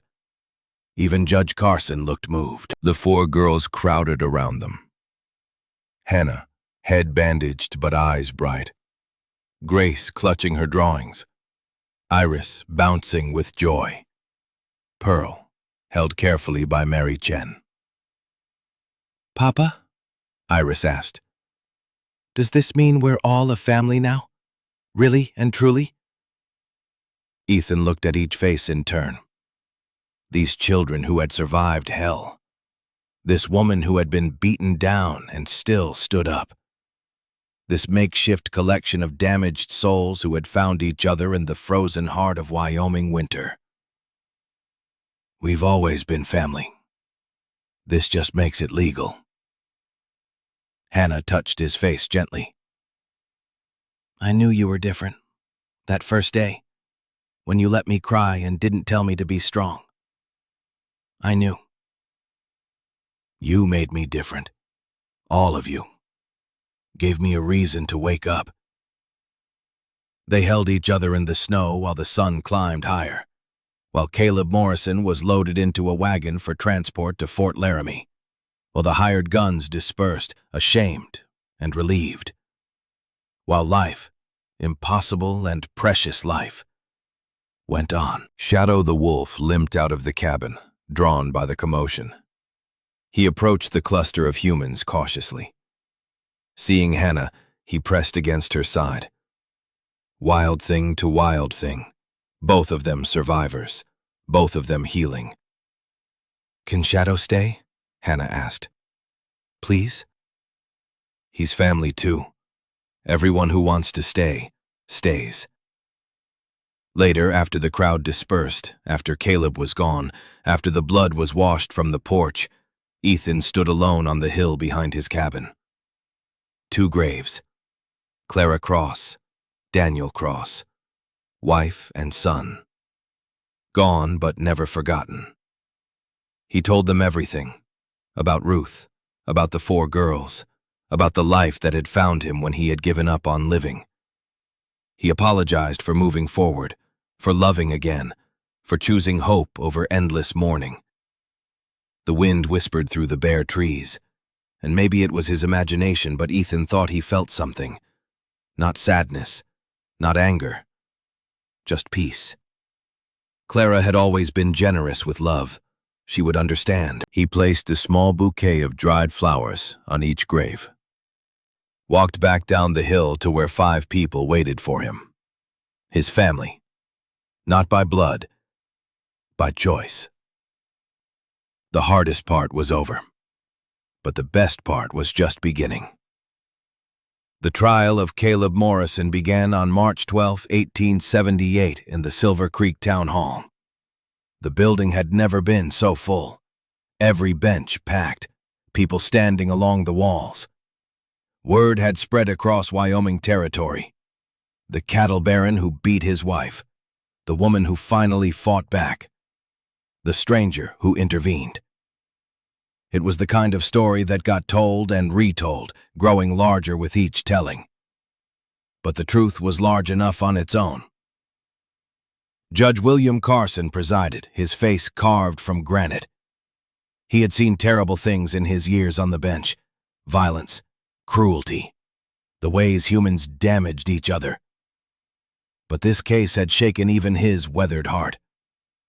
The evidence was laid out methodically. Dr. Foster's testimony came first. The physician stood pale and trembling, admitting that Caleb had paid him $200 to declare Ruth cursed by God, to say she was barren of sons by divine judgment, when the truth, the medical truth, was that 15 years of systematic violence had so damaged her body that carrying any child to term was miraculous. I took his money. I looked at that woman's injuries and I lied. Called it God's will instead of what it was. Murder in slow motion. The courtroom murmured. Carson's gavel cracked like thunder.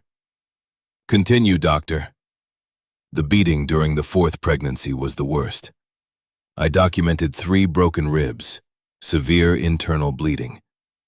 I told Mr. Morrison that another pregnancy might kill her. He said he didn't care. He needed a son. Mary Chen testified next. The shopkeeper's wife had kept a journal, 12 separate incidents over 8 years. Dates, times, injuries she witnessed. Each entry was read aloud. The courtroom grew quieter with each one. Horror has a way of silencing crowds. Why didn't you report this? Carson asked. To who, Your Honor? The sheriff worked for Caleb's father. The mayor was Caleb's cousin. Who would believe a Chinese woman over a Morrison? Her voice was steady, but her hands shook. So I wrote it down, kept records, hoped that someone would care enough to ask. Ruth Blackwood, the midwife, brought the medical records. She had delivered all 4 girls, had documented every injury before, during, and after each birth. The papers told a story of escalating brutality, of a woman who kept trying to survive, who kept bringing life into the world even as her own was being destroyed. After the 4th birth, I told Mrs. Morrison that she shouldn't have more children, that her body couldn't take it. She asked me if God was punishing her. I said no, but she didn't believe me. 15 years of being told you're cursed makes you believe it. The courtroom was silent except for the sound of weeping. Women mostly, but some men too. Strong ranchers and miners with tears on weathered faces.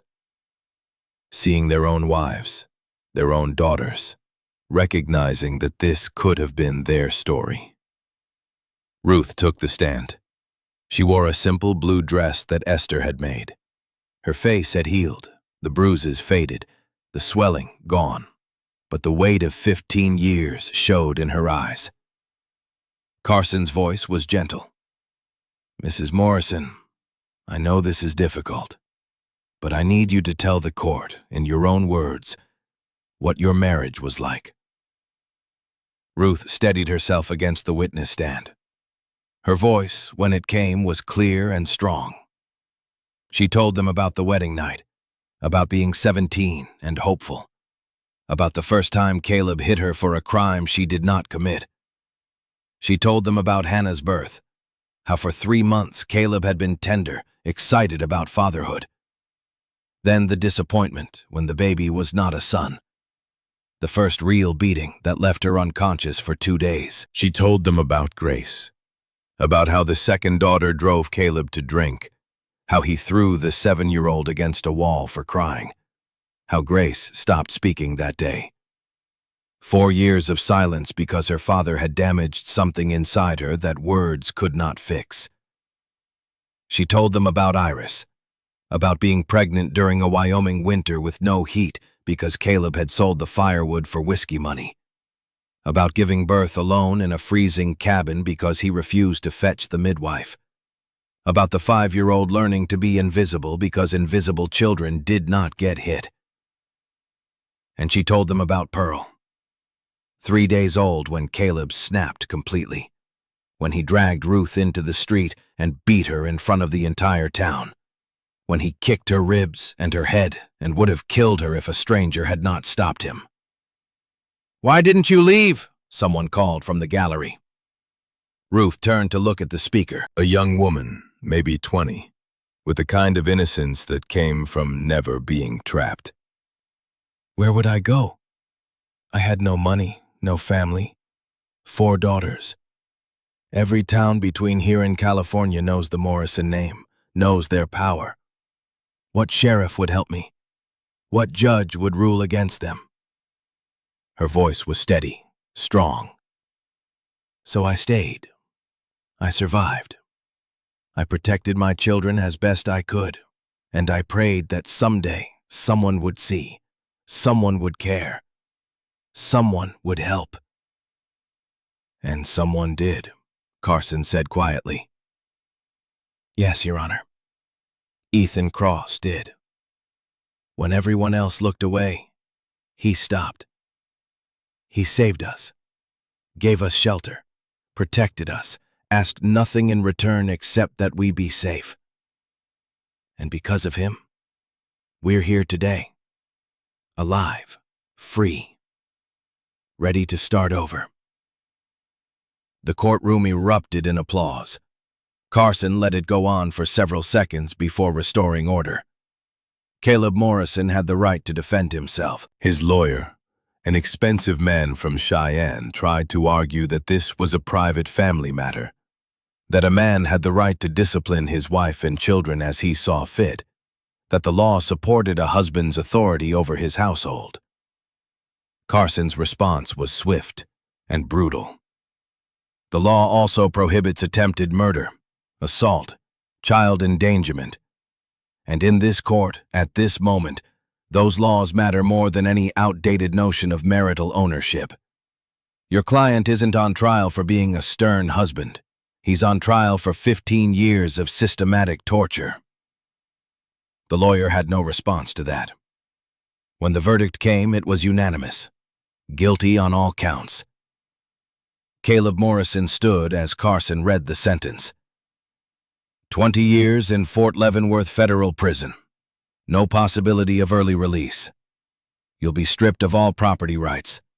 Your daughters will be placed under the guardianship of Ethan Cross until they reach majority. The Morrison estate will be held in trust for Hannah Morrison until her 18th birthday, at which point it becomes hers entirely. Caleb's face contorted with rage. You can't do this. I'm a Morrison. My family built this territory. Your family built wealth on the backs of others. You built nothing but pain. Take him away. As the deputies led Caleb out, he locked eyes with Ruth one last time. She met his gaze without flinching. 15 years ago, that look would have made her cower, would have sent her running for cover. Now she just stood there, back straight, chin lifted. He had no power over her anymore, and he knew it. Sheriff Brennan stood apart from the crowd as the trial concluded, shoulders slumped under decades of compromise. Esther approached her father quietly. What will you do now? She asked. Resign. Today. I don't deserve to wear this badge. No, you don't. But maybe that's why you should give it to someone who does. He looked at his daughter, seeing the strength he had failed to show. I'm sorry. For all of it. For looking away when I should have stood up. Sorry doesn't fix the past. But Clara Jensen will fix the future. Make sure she gets your badge, Papa. Make sure she knows the mistakes you made so she doesn't repeat them. He nodded once, removed the star from his chest, and walked toward Clara with the heavy steps of a man carrying regret he would never put down. The wedding took place 3 weeks later on May 5th. Spring had come to Wyoming, turning the prairie green and gold. Wildflowers dotted the hills. The creek behind Cross Ranch ran full and clear. Everything felt new, everything felt possible. Reverend Hayes officiated, standing under a simple arch that Tom Fletcher had built from cottonwood branches. 30 people gathered to witness. The allies who had stood with them during the fight. Townspeople who had found their courage too late, but were trying to make amends. Strangers who had heard the story and wanted to see love triumph over violence. Ruth wore white. Not the fancy gown of a first wedding, just a simple cotton dress that Esther had sewn with careful stitches and quiet love. Wildflowers were woven into her hair by Iris and Grace. She looked younger than her 32 years, lighter, as if 15 years of weight had been lifted from her shoulders. Ethan stood at the altar in his best shirt, clean-shaven, hair trimmed. He looked terrified. Hannah stood beside him, grinning at his nervousness. You know she's going to say yes, right, Papa? The 10-year-old whispered. I know, still scared. Of what? Of waking up, of this being a dream. Hannah squeezed his hand. It's real. We're real. This family is real. Ruth appeared at the end of the short aisle, and Ethan forgot how to breathe. She walked toward him alone. No father to give her away, no brother to escort her. She gave herself. It was the most powerful statement she could make. When she reached him, she took both his hands. Their eyes met. Two people who had been dead finding life in each other. Hayes cleared his throat. Dearly beloved, we're gathered here today to witness the union of Ethan Cross and Ruth Morrison in holy matrimony. But before we begin, the bride has requested something unusual. He looked at the 4 girls standing to one side. Ladies, if you would step forward. Hannah, Grace, Iris, and Pearl, carried carefully by Esther, approached their mother. Hayes spoke again. Miss Hannah, your mother has asked you to answer a question. Who gives this woman to be married? Hannah's voice rang out clear and strong. Mama gives herself, but we give our blessing. And do you, all of you, give your blessing to this union? We do, Hannah said. Grace nodded. Iris bounced on her toes, shouting yes. Pearl gurgled happily. Ruth was crying now. Happy tears. Healing tears. She looked at her daughters. Thank you, my loves, for everything. The vows were simple. Ethan spoke first, his voice rough with emotion. I take you as my wife, to honor and protect, to stand beside through whatever comes, to learn how to love again alongside you, for as long as I draw breath. Ruth's turn. I take you as my husband, to trust even when fear tells me not to build a life that's ours, not his, to teach you that wounded things can be beautiful, for as long as my heart beats. Judge Carson, who had stayed in Silver Creek for the occasion, stepped forward with the rings, simple gold bands that Ethan had ridden to Fort Laramie to purchase. Nothing fancy, but they were theirs. By the power vested in me by Wyoming Territory, I pronounce you husband and wife. Mr. Cross, you may kiss your bride. Ethan cupped Ruth's face gently, giving her space to pull away if she needed, but she leaned in. Their first real kiss, soft, tentative, full of promise. When they pulled apart, the crowd erupted in cheers. The 4 girls rushed forward, creating a tangle of hugs and laughter. Shadow the wolf, now fully healed, barked from where he lay in the shade. Even he seemed to understand that something important had happened. The celebration lasted all afternoon. Food that the entire community had contributed, music from a fiddle player who had traveled up from Laramie, dancing and laughter, and the kind of joy that only comes after surviving darkness. As the sun set, painting the sky orange and pink, Ethan and Ruth stood together on the porch of their cabin. Their cabin now, not his, not hers, theirs. I keep waiting for something bad to happen. 15 years taught me that happiness doesn't last. Then we teach you different, one day at a time. What if I can't do this? Be a wife, be normal, be anything other than damaged. Ethan pulled her close. You're not damaged, you're healing. There's a difference. Damaged things stay hurt. Healing things get stronger. She rested her head against his chest, listening to his heartbeat. Steady, reliable, safe. I love you, Ethan Cross.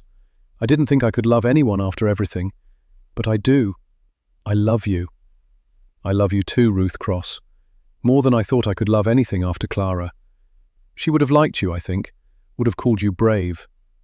I'm not brave. I'm just tired of being afraid. Same thing. They stood there as stars emerged one by one. Inside the cabin, the 4 girls were settling down for sleep. Hannah told stories to Iris. Grace drew by candlelight. Pearl nursed and drifted off in Esther's arms. Their family, cobbled together from shattered pieces, but whole in the ways that mattered. The adoption papers were signed in summer. Judge Carson himself performed the ceremony in the same town hall where Caleb had been convicted. Each girl stood before the judge as he made it official. Hannah Morrison, do you wish to be adopted by Ethan Cross, to take his name and be his daughter in all legal ways? Hannah stood tall. I do, Your Honor. By the power vested in me, you're now Hannah Cross. The same for Grace, for Iris, for Pearl, each one taking the name of the man who had saved them, who had chosen them, who had made them his. When it was done, all 4 girls wore the name Cross. Ethan could barely speak through his tears. You're mine, all of you, forever mine. And you're ours, Hannah said, forever our papa. 1 year later, on February 14th, 1879, the family gathered for a quiet dinner. The anniversary of the day Ethan had heard Ruth scream. The day everything changed. The ranch had grown. 2 new rooms added to the cabin, a proper barn, fenced pastures. Hannah was learning to train horses under Ethan's guidance. The girl had a gift, 11 years old and already better than most grown men. Grace had started a small art school. 5 students from town came twice a week to learn drawing. She still spoke sparingly, but her voice was growing stronger. Her art spoke volumes where words sometimes failed. Iris tended a growing menagerie of wounded animals. Shadow the wolf was the first, but not the last. An owl with a damaged wing, a deer with an injured leg, 3 orphaned rabbits. She had a gentle touch that made wild things trust her. Pearl, just over a year old now, toddled around on chubby legs, getting into everything. She called Ethan Papa and Ruth Mama, without any memory of a time when they were not her parents. After dinner, Ethan found Ruth standing by the window, looking out at the snow. "What are you thinking?" he asked. "A year ago I wanted to die. Prayed for it sometimes. Thought death would be easier than one more day of his fists, his words, his hate." She turned to face him. "Now I'm standing in my own home, with a husband who has never raised his hand to me, with daughters who smile instead of cower. And I don't recognize myself anymore. In the best way possible. You're still you, just the version of you that was always supposed to exist. Do you think about her, Clara? Do you feel guilty for being happy?" Ethan considered the question carefully. "I think about her every day, and Daniel. But I don't feel guilty anymore. Clara was too generous with love to want me to stay frozen. She would have liked you, would have loved the girls, would have told me to stop being stubborn and live my life. I wish I could have met her." "In a way you did. Everything I learned about love came from her. She taught me that love isn't about possession, it's about freedom, about choosing someone every day, not trapping them." Ruth kissed him softly. "Thank you for choosing us every single day. Thank you for letting me." In autumn, a letter arrived from Fort Leavenworth. Caleb Morrison was ill, pneumonia. The doctor gave him weeks at most. He had requested to write to his former wife. Ruth held the sealed envelope for a long time before opening it. Ethan sat beside her, not speaking, just present. Finally, she broke the seal. The letter was surprisingly short, just a few lines in shaky handwriting. "Ruth, I know you won't forgive me. I don't ask for that. But tell Hannah the land was always supposed to be hers. I was weak. Your strength terrifies and amazes me. Live the life I stole from you. That's my only penance. Caleb." She read it twice, walked to the fireplace and dropped it into the flames, watched it curl and blacken and turn to ash. "No response?" Ethan asked. "He doesn't get closure from me. We already have ours." 3 days later, word came that Caleb Morrison had died. The funeral was held on a grey October morning. Caleb Morrison was buried in the family plot beside his father, the man whose expectations had twisted him into a monster. 20 people attended, none of them Ruth or the girls. Hannah had asked if they should go, pay their respects, close that chapter properly. Ruth's answer was simple. "He doesn't get our grief. He took enough from us already." So they stayed home, worked the ranch, lived their lives. And when the sun set that day, Ruth felt nothing, not relief, not satisfaction, not even anger, just emptiness where he used to live in her mind. And slowly, carefully, she filled that emptiness with other things. With her daughter's laughter, with Ethan's steady presence, with the life she was building, one day at a time.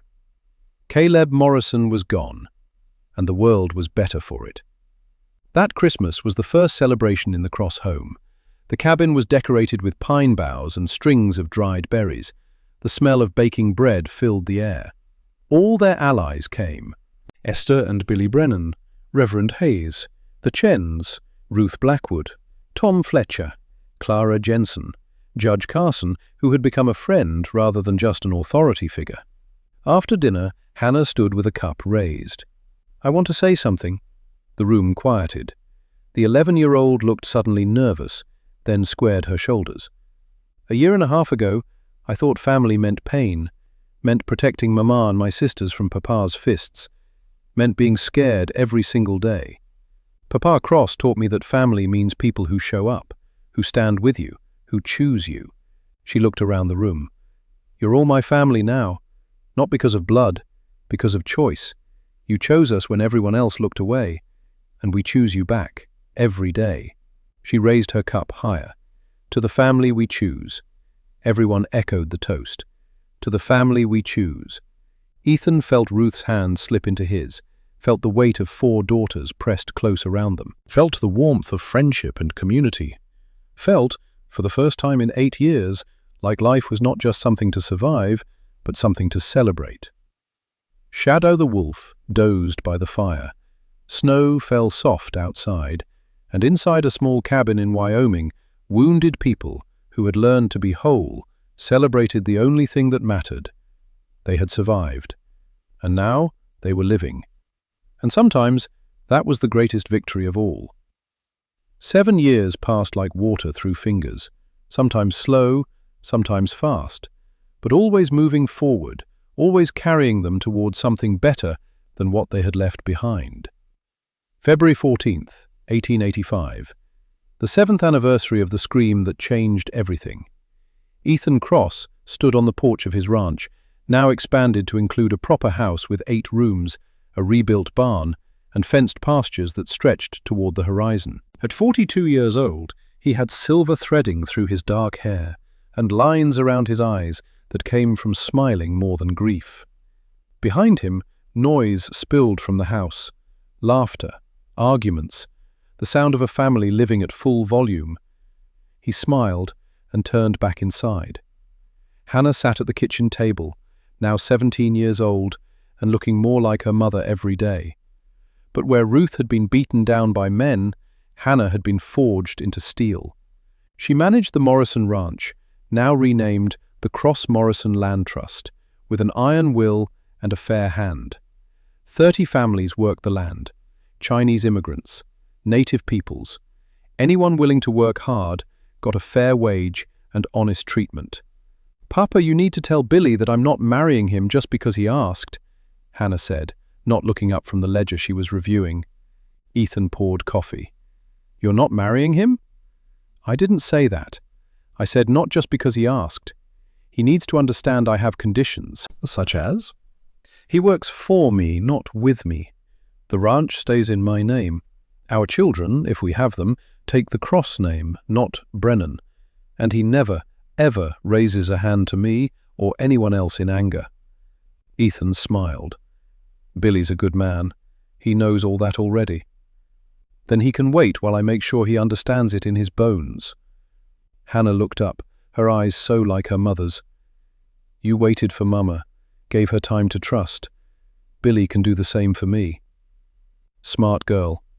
I learned from the best." Grace entered from the side room that served as her studio.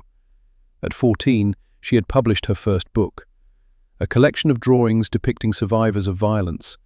Each image told a story without words.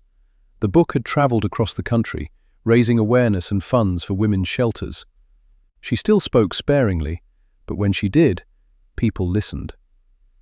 "Mama wants to know if you're coming to the school dedication," Grace said quietly.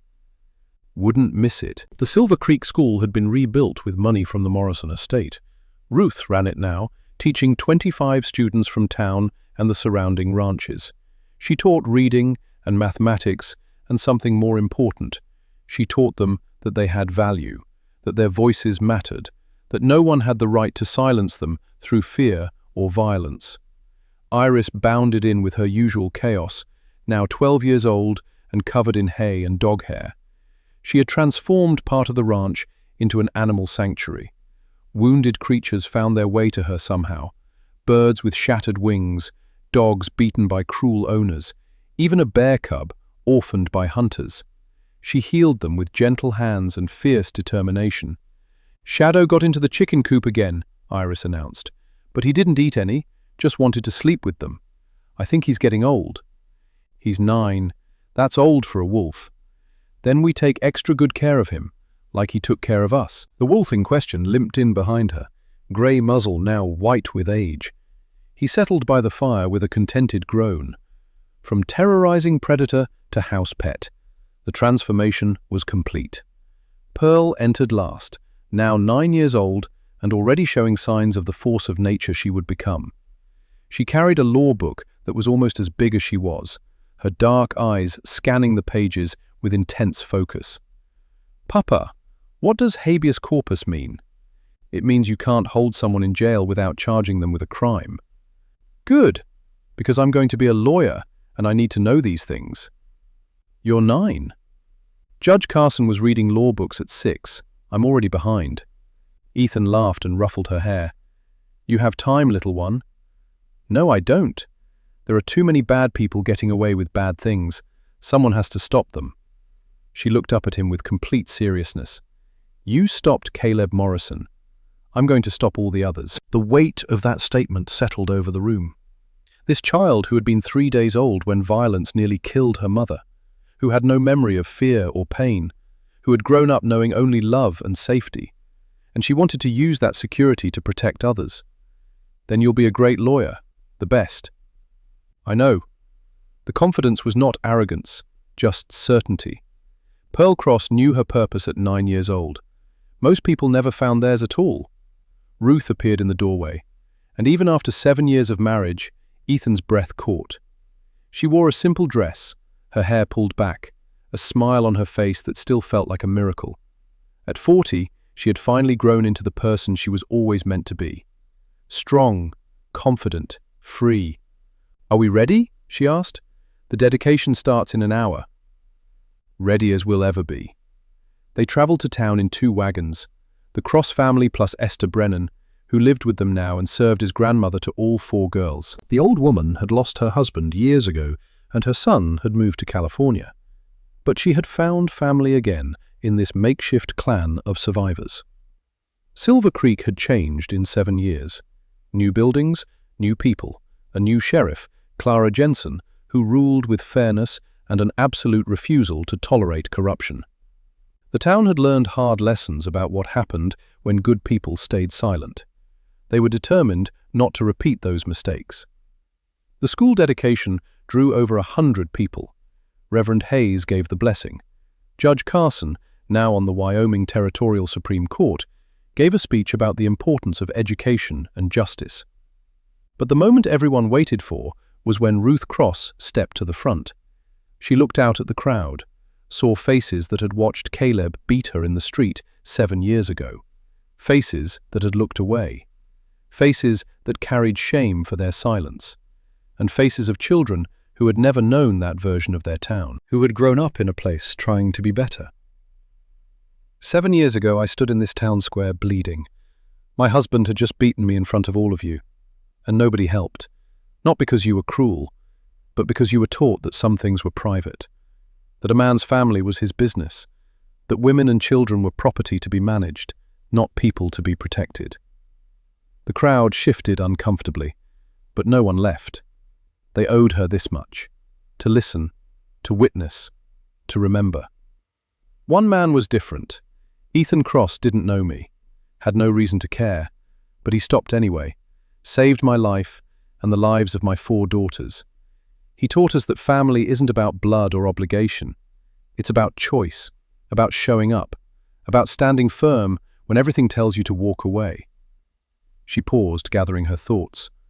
This school is named the Clara and Daniel Cross Memorial School. Not after me, not after my daughters, after the wife and son that Ethan lost before he found us. Because they taught him how to love, and that love saved us. And now we want that love to spread to every child who walks through these doors. We want them to know they matter, that they have value, that nobody has the right to hurt them. Tears streamed down faces in the crowd, men and women both, remembering, regretting, resolving to be better. So today we dedicate this school, but more than that, we dedicate ourselves to seeing each other, to helping each other, to never again looking away when someone screams for help. Because that's what community means, not just living near each other, but caring for each other, even when it's hard, especially when it's hard. The applause was thunderous. Ruth stepped back, and Ethan was there, pulling her close. "You're amazing, still amazing me after all these years." "Right back at you, Cowboy." They cut the ribbon together. The school doors opened. Children poured inside, exploring their new classrooms, the future bright and loud and full of possibility. That evening, the extended family gathered at Cross Ranch for dinner. Not just Ethan, Ruth and the girls, but Hayes and the Chens, Tom Fletcher and Ruth Blackwood, Judge Carson, who had ridden in from Cheyenne for the dedication, Billy Brennan, hovering nervously around Hannah, even Clara Jensen, taking a rare evening away from her duties as sheriff. After the meal, Hannah stood. She had her mother's grace and her father's quiet strength. When she spoke, everyone listened. "I've been thinking a lot about what family means. When I was little, family meant fear, meant protecting Mama and my sisters, meant being strong because being weak got you hurt." She looked at Ethan. "Papa Cross taught me different. Taught me that family means people who choose you, who show up when things are hard, who love you not because they have to, but because they want to." Her gaze swept the room. "Everyone here is my family. Not because we share blood, but because you chose us when everyone else looked away. You stood with us. You fought for us. You made us believe we were worth fighting for." Hannah raised her glass. "So here's to the family we choose, to showing up, to standing firm, to loving hard, even when the world says it's easier not to care. To all of you, my family, my true family." The toast was echoed around the table. "To the family we choose." Later, after the guests had gone and the girls were sleeping, Ethan and Ruth walked up the hill behind the house. Two graves stood there, maintained carefully all these years. Clara Cross, Daniel Cross, wife and son, gone, but not forgotten. Ruth laid flowers on both graves, as she did every month. "I hope they know. I hope wherever they are, they know how much we love them, how grateful we are for what they taught you. They know. I tell them every time I come up here." "What do you tell them?" "I tell them about you, about Hannah managing a ranch at 17, about Grace's art changing minds across the country, about Iris healing wounded things, about Pearl wanting to be a lawyer at 9. I tell them that their love didn't die with them. It multiplied, spread to 6 people, then to a whole community, that they started something bigger than they ever knew." Ruth leaned against him. "Do you think she would have liked me, Clara?" "I think she would have loved you, would have called you sister, would have been proud of how you took shattered pieces and made something beautiful." They stood in comfortable silence, watching stars emerge one by one in the darkening sky. 7 years of marriage, and they still found peace in quiet moments, still chose each other every day. "I got a letter last week from a woman in Colorado. She read Grace's book, said it gave her the courage to leave her husband. She took her 3 children and ran, found shelter, started over." "That's good." "It is. But it made me think. How many women are still trapped, still suffering, still believing they have no choice?" "What are you thinking?" "I'm thinking the Morrison fortune should be used for something more than just land. Hannah's going to inherit 50,000 acres. But what if we also built something? A shelter, a place women could go when they needed to escape, where they could be safe while they figured out what comes next." Ethan smiled. "You want to build what saved you?" "I want to make sure no woman has to wait 7 years for someone to help. I want them to have a place to go, today, right now, when they need it most." "Then we build it." "Just like that?" "Just like that. You want to save lives, we save lives. That's what this family does." They walked back down the hill hand in hand. Inside the house, Hannah was reading to Iris and Pearl. Grace was drawing by lamplight. Shadow dozed by the fire. Esther hummed while washing dishes.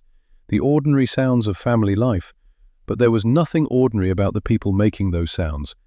Each one had survived something that should have destroyed them, and instead of being destroyed, they had chosen to become stronger, to help others, to spread light instead of darkness.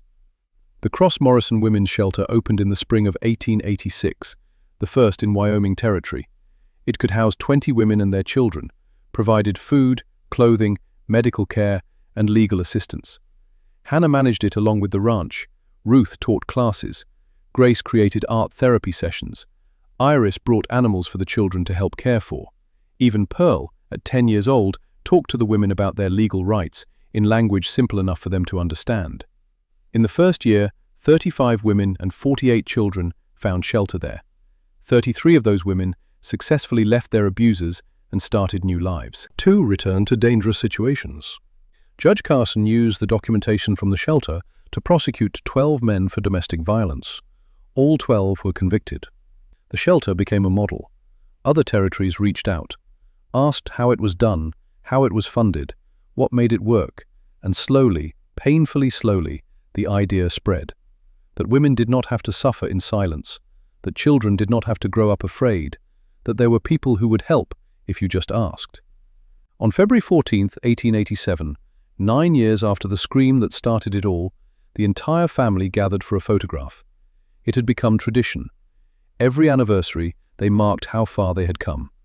Ethan and Ruth sat in the center, older now, but still clearly in love. Hannah stood behind them, engaged to Billy Brennan and radiant with confidence. Grace beside her, quieter but no less powerful. Iris with an armful of animals because she refused to take a photo without them. Pearl holding her law books, because even at 11, she never stopped studying. Esther sat to one side, 74 years old and still sharp as ever. Shadow lay at their feet, ancient now but determined to be part of this family portrait. Hayes and Judge Carson stood in the back, honorary uncles to 4 girls who were not their blood, but were absolutely their family. The photographer arranged them carefully. Everyone, hold still, don't move, don't breathe just for a moment. They froze. The flash powder ignited with a pop and a puff of smoke. The moment was captured, preserved forever. Later, Grace would draw a caption beneath that photograph. Just 4 words that summed up everything they had become. The sound of freedom. Because that was what this family was, what they represented. Not just survival, but triumph. Not just escape, but transformation. Not just healing, but thriving. Ethan looked at the photograph when it was developed, studied each face, saw the journey in every smile, the scars that had become strength, the fear that had become courage, the brokenness that had become beauty. 9 years ago, he had heard a woman's scream, and instead of walking away like everyone else, he stopped, made a choice, intervened, saved 5 lives without knowing he was also saving his own. Now those 5 lives had multiplied into hundreds. Every woman sheltered, every child protected, every person who heard the story and decided to be the one who stopped instead of the one who walked away.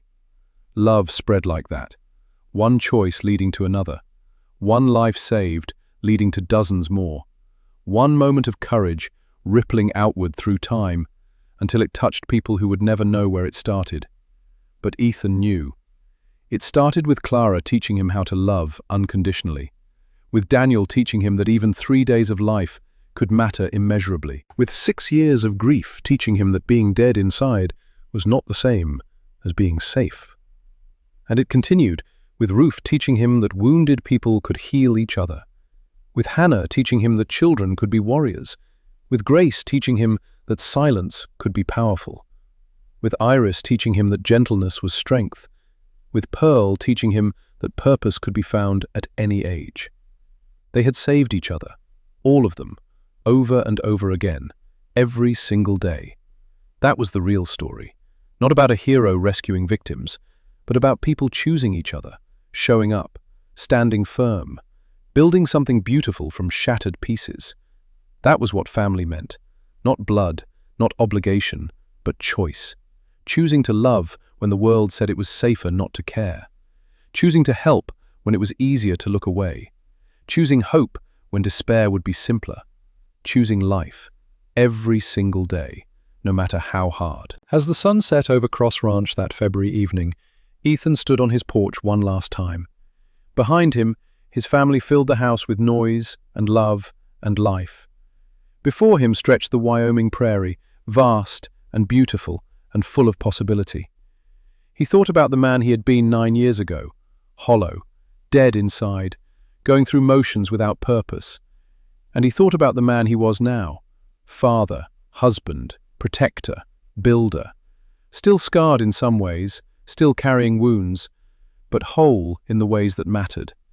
He thought about Clara and Daniel, buried on the hill, and he whispered a prayer of gratitude for teaching him love, for preparing him for this, for giving him the foundation he needed to build this impossible family. And he made a promise to keep choosing them every day, for however many days he had left, to keep showing up, keep standing firm, keep spreading the kind of love that saved lives. Because that was what it meant to be alive. Not just breathing, not just surviving, but loving hard enough to change the world. One choice at a time, one person at a time, one moment at a time. The sound of freedom was not silence, it was laughter, it was arguing, it was children playing and animals barking and families living at full volume without fear. And Ethan Cross, once dead inside and now fully alive, had helped create that sound. Not alone, never alone, but together with the people who chose him and who he chose back. That was legacy, that was purpose, that was everything. And it all started with one choice: to stop when everyone else walked away, to see when everyone else looked through, to care when everyone else protected themselves with apathy. One choice, one moment, one scream that changed everything. That was all it took. That was all it ever took. Just someone willing to show up. And because one man showed up 9 years ago, hundreds of lives were different now. Better, safer, free. That was the power of choice, the power of love, the power of refusing to accept that pain had to be permanent and silence had to be survival. Sometimes the smallest actions had the biggest consequences. Sometimes the simplest choice was the most important one you would ever make. Stop or walk away, see or ignore, help or hide. Ethan had chosen to stop, to see, to help. And that choice had created ripples that would continue long after he was gone. Long after everyone in that photograph had turned to dust. The idea would remain. The example would persist. One person can make a difference. One moment can change everything. One choice can save the world, or at least one corner of it. And sometimes, one corner is enough. The stars came out. The night grew cold. But inside Cross Ranch, warmth and love and family glowed bright against the darkness. And Ethan Cross, cowboy, widower, father, husband, knew in his bones that he had finally found what he had been looking for all along.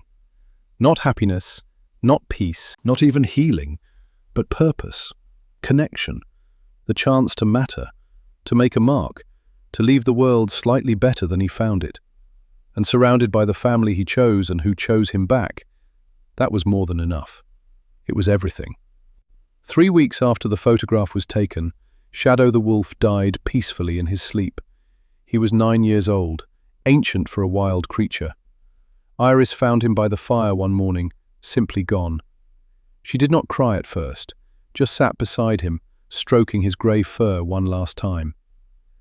"Thank you for trusting us, for staying, for being part of our family." They buried him on the hill beside Clara and Daniel. 3 graves now, 3 souls who had touched the Cross family and left them changed. Ethan carved a simple marker. Shadow, 1878 to 1887. Wild thing who chose to stay. And when spring came, wildflowers grew over all 3 graves, tangling together like the family below them. Connected, chosen, forever intertwined. The legacy continued. The love spread, and the sound of freedom echoed across Wyoming territory and beyond, carried on the wind to places where people still suffered in silence. To women who needed to hear that escape was possible. To children who needed to know that not all adults would hurt them. To anyone who had given up hope that things could be different. The Cross family became proof, living, breathing proof that wounded souls could heal, that families could be built from choice instead of blood, that one person's courage could change everything. And every February 14th, they gathered on that porch, remembered the scream, honored the journey, celebrated the life they had built together. Not perfect, never perfect, but real and honest, and full of the kind of love that saves lives. That was their story. That was their legacy, the sound of freedom.